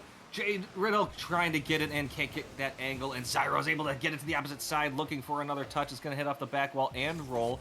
Jay Riddle centering it. Chronic able to meet Crazy, and this is going to be dangerous. This is going to roll in, and Chronic just has to get a nice, easy touch, and they have a 3-2 lead, and that's just unfortunate for the Capybaras right there. That is a wild pinch that floats on net. Chronic, it barely needs to touch it, and you know that is kind of the change that I wanted to see out of the Hornets. They're going with the flow of the ball. They're taking these 50s, launching it downfield. They are doing an incredible job at adapting to what the Capybaras have been good at. And a minute to go, they've got that 1-goal lead. But Zyros, he's looking more like himself that he did early in the series, and that's a huge demo come through. But Crazy, just whiffs the ball. He gets back to get the corner boost, which does slow down the Hornets for a little bit. But Jay was looking for that demo, and now the Hornets overcompensating a little too much. Huge pinch back down to the other half. Zyros still taking control, getting that corner boost. Chronic is able to get around them, so Zyros centering it. It's Crazy trying to go in there. Zyros probably could have left that alone, but instead takes advantage of it, going to the opposite side, centering, or trying to shoot on goal. Can't quite it in. Nexus coming up, but no, Chronic is able to save that one. An opportunity. We have 15 seconds left. Jay Riddle trying to get it down. Crazy able to get in the corner. There's still time. Just take a little bit of time here. Zyro's able to get it around one, but unfortunately gets bumped. Jay Riddle sending it right back, and that's not good for the Capybaras. We have a chance to go to Game 5. Oh my gosh, the Hornets hold off at the very last second of that. Chronic doesn't have the first read, but definitely has the recovery to match it. What a performance from Chronic in the end of that game. And Jay Riddle, dude, he has not missed a beat since Game 3. No. And now they're on the verge of reverse sweeping the Capybaras, who got a reverse sweep win last week. So now they could actually be on the receiving end of every form of a sweep you can get in Week 3. The only thing there's left to do is they could sweep in Week 4, and then that would just be crazy. But the Hornets, not out of the woods yet, but Zyro's showing life for this Capybaras team. I want to see Crazy just take it a little bit slower. He's playing that second man role, and he's doing it well, but it's just those few little missed touches that got the Hornets the go-ahead for a lot of those goals. Yes, definitely. And the turning point, which is a little weird how it was the turning point, was Jay Riddle's own goal save, I guess, if you want to. That was the turning point, because after that, Jay Riddle woke up, got a hat trick, and now we're going to Game 5 after that hard-fought game. But both teams, they're playing really well. It's just, I think the momentum is mostly on the Hornets side right now, but the Capybaras are not far behind. Big Mo is not at the Hornets party fully. There is a chance to coax them to their side, and that's what the hope is, as we have a Chronic sending it right back in off of the kickoff. Zyros can't get it around this one, a missed touch, and I think just a little bit of calming down a little bit on their side could benefit a little bit, as we've only gone 15 seconds in, but there's been a little bit of excited play. Yeah, excited play. Jay Riddle, he went for that demo early on. The ball was already past the first man, and the other one was not in a position to really get that save, so maybe just, a misplay on it, but the Hornets have kept up a lot of pressure. It's a floater to the back corner. Chronic, what a huge play. 0 boost in the tank, but doesn't need it in the end. Yeah, that's why when people say I need boost, no, you don't. Sometimes you just got to get that ball and trust your teammate who's behind you to make sure they got your back. And right there, they didn't even need to get the back. Chronic was able to get that nice touch, float it in, and we have a 1-0 game. 4:20 to go in this game. Nexus is looking to touch this one. Actually, Zyros went for it as well. And even though the result is a goal, I think right there the miscommunication just needs to be addressed quickly right now so that doesn't happen again. Yeah, and other situations they were very very committed to that one play. If Chronic gets a clear, it could just be disaster for the Capybaras. That's a huge kickoff. Crazy gonna fake it out. Jay onto the side. It's good awareness right off the kickoff, and he's going for that demo. Very aggressive play. Chronic wasn't that close to get advantage of it, but Zyros now 0 boost on the transition back. The Hornets. Chronic, no boost in the tank, and it's a fake on the front post. Jay commits, and now it's just a walk-in for Crazy, who has come alive in this game with the 2 goals for the Capybaras. And that is pretty much how the Capybaras have scored most of their goals. The Hornets just going for the gusto, trying to sting them as best they can. They're not able to do it, and unfortunately, 2-1 game. So the Hornets, if they can shore that up, they can make sure they keep themselves in this game. So they just got to recognize their when they're probably not going to win that 50 that close to the goal, or just make sure that their teammates starting to get out by that time, because they've been caught flat-footed on their the back 10th of the field a lot of times. And I would love to say, chat, thank you for being awesome in the chat. I love seeing everybody excited for their teams and for their players and their friends. So this is awesome to see. We've got 3 minutes to go in this game. It's a 2-1 game. There's still plenty of time to go. Yeah, absolutely. Hornets always come out showing, representing their franchise. It's one of the growing families of the FTL, and Zyros picks open the go-ahead goal. 3-1 now. Chronic pops it out, but does not realize that Zyros is just lurking in the midfield. That is good positioning by Zyros, but also the Hornets. Don't let this one run out of your hand. You have done incredible work to get it this far, and it would only sting irony that the Hornets might get stung in this one, but a double commit, that is not good, but it's a double commit that barely almost works. Like, some of them are good, but that one just so close yet so far away. Oh, no way! Nice save. What a save! Oh my goodness, Crazy with a bump on Chronic. This was 2 opportunities. Chronic able to get that save as well. Jay was slightly out of position. Zyro's going for it again, but it's going to hit it the opposite side. Jay was just doing donuts right there. We have a bump. Chronic hitting it up to Jay, but Jay was bumped backwards, but he's able to catch it and roll that in. What a play by Chronic. I did not see that coming. No, it almost looked like Chronic was going for that go-ahead pass, but the bump was just enough, and on a split-second decision, opts to take that ball himself, and what speed to catch back up to it. Don't let that ball get too far away. And the Hornets now within 1. Dare I say we might get an overtime in this one, because despite how good the Capybaras have looked in their positioning, there is always that threat of the Hornets coming back. Huge shot from Crazy, and that's a hat trick. I was a little scared that Zyros was going to get in front of this. Look at this. It's a little scary. Turns at the right time. Probably confusing Chronic, who thought everything was going to be okay. And unfortunately, it wasn't. It was 4-2. 2 minutes ago. Still plenty of time in this game. But I would say Capybaras definitely have a little bit more momentum right now, as the Hornets, while still in this game, really have to probably start playing a little aggressive.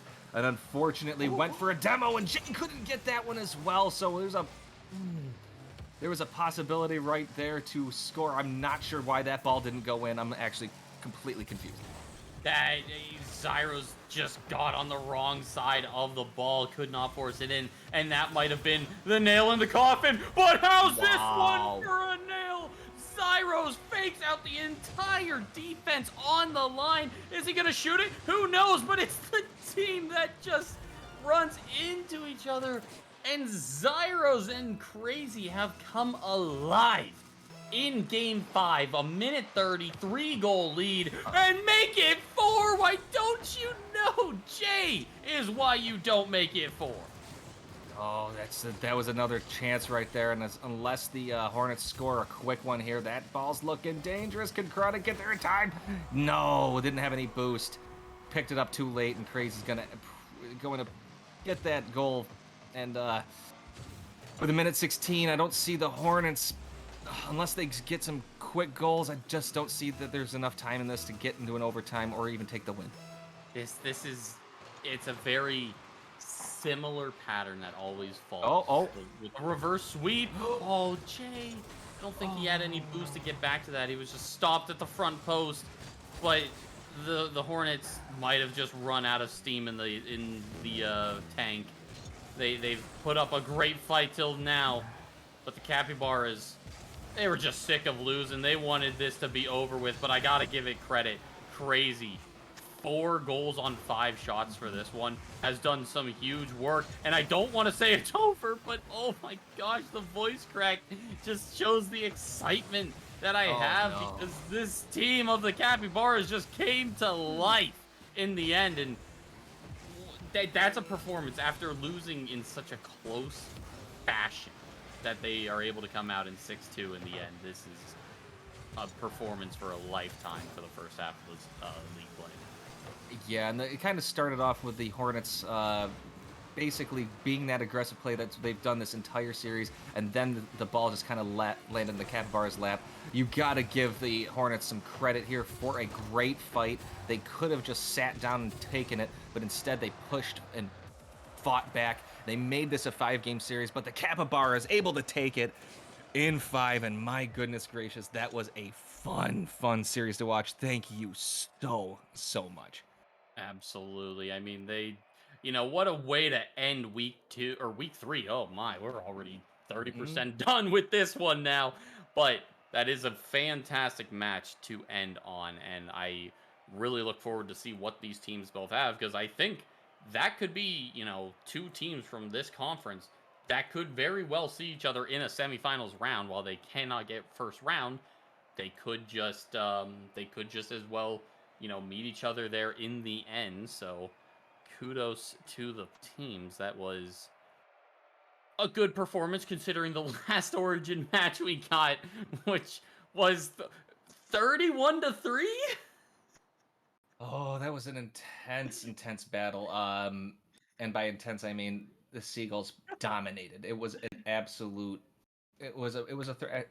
There's no other way to put it. 31-3 total series, 3 games is a thrashing. That is absolutely incredible. But I would like to say the Owls, I mean it, they did not show a lot of they put up a fight, even though the fight wasn't quite up to snuff. This game, however, this entire series completely different. Even though Capybaras were able to end the series on a high note, they had to put up a big fight, and this was an awesome series. Absolutely, and what a way to end the night. But it is 10:43 here on the East Coast, and I think Robot Man definitely wants to get some sleep. So that is all we have for week 3 of FDL. I also want sleep. I'm just throwing Robot Man under the bus for the streaming. Thank you, Robot. Thank you, KG. Thank you to all the players putting up such a performance tonight, and we will see you next week for week 4 of FDL.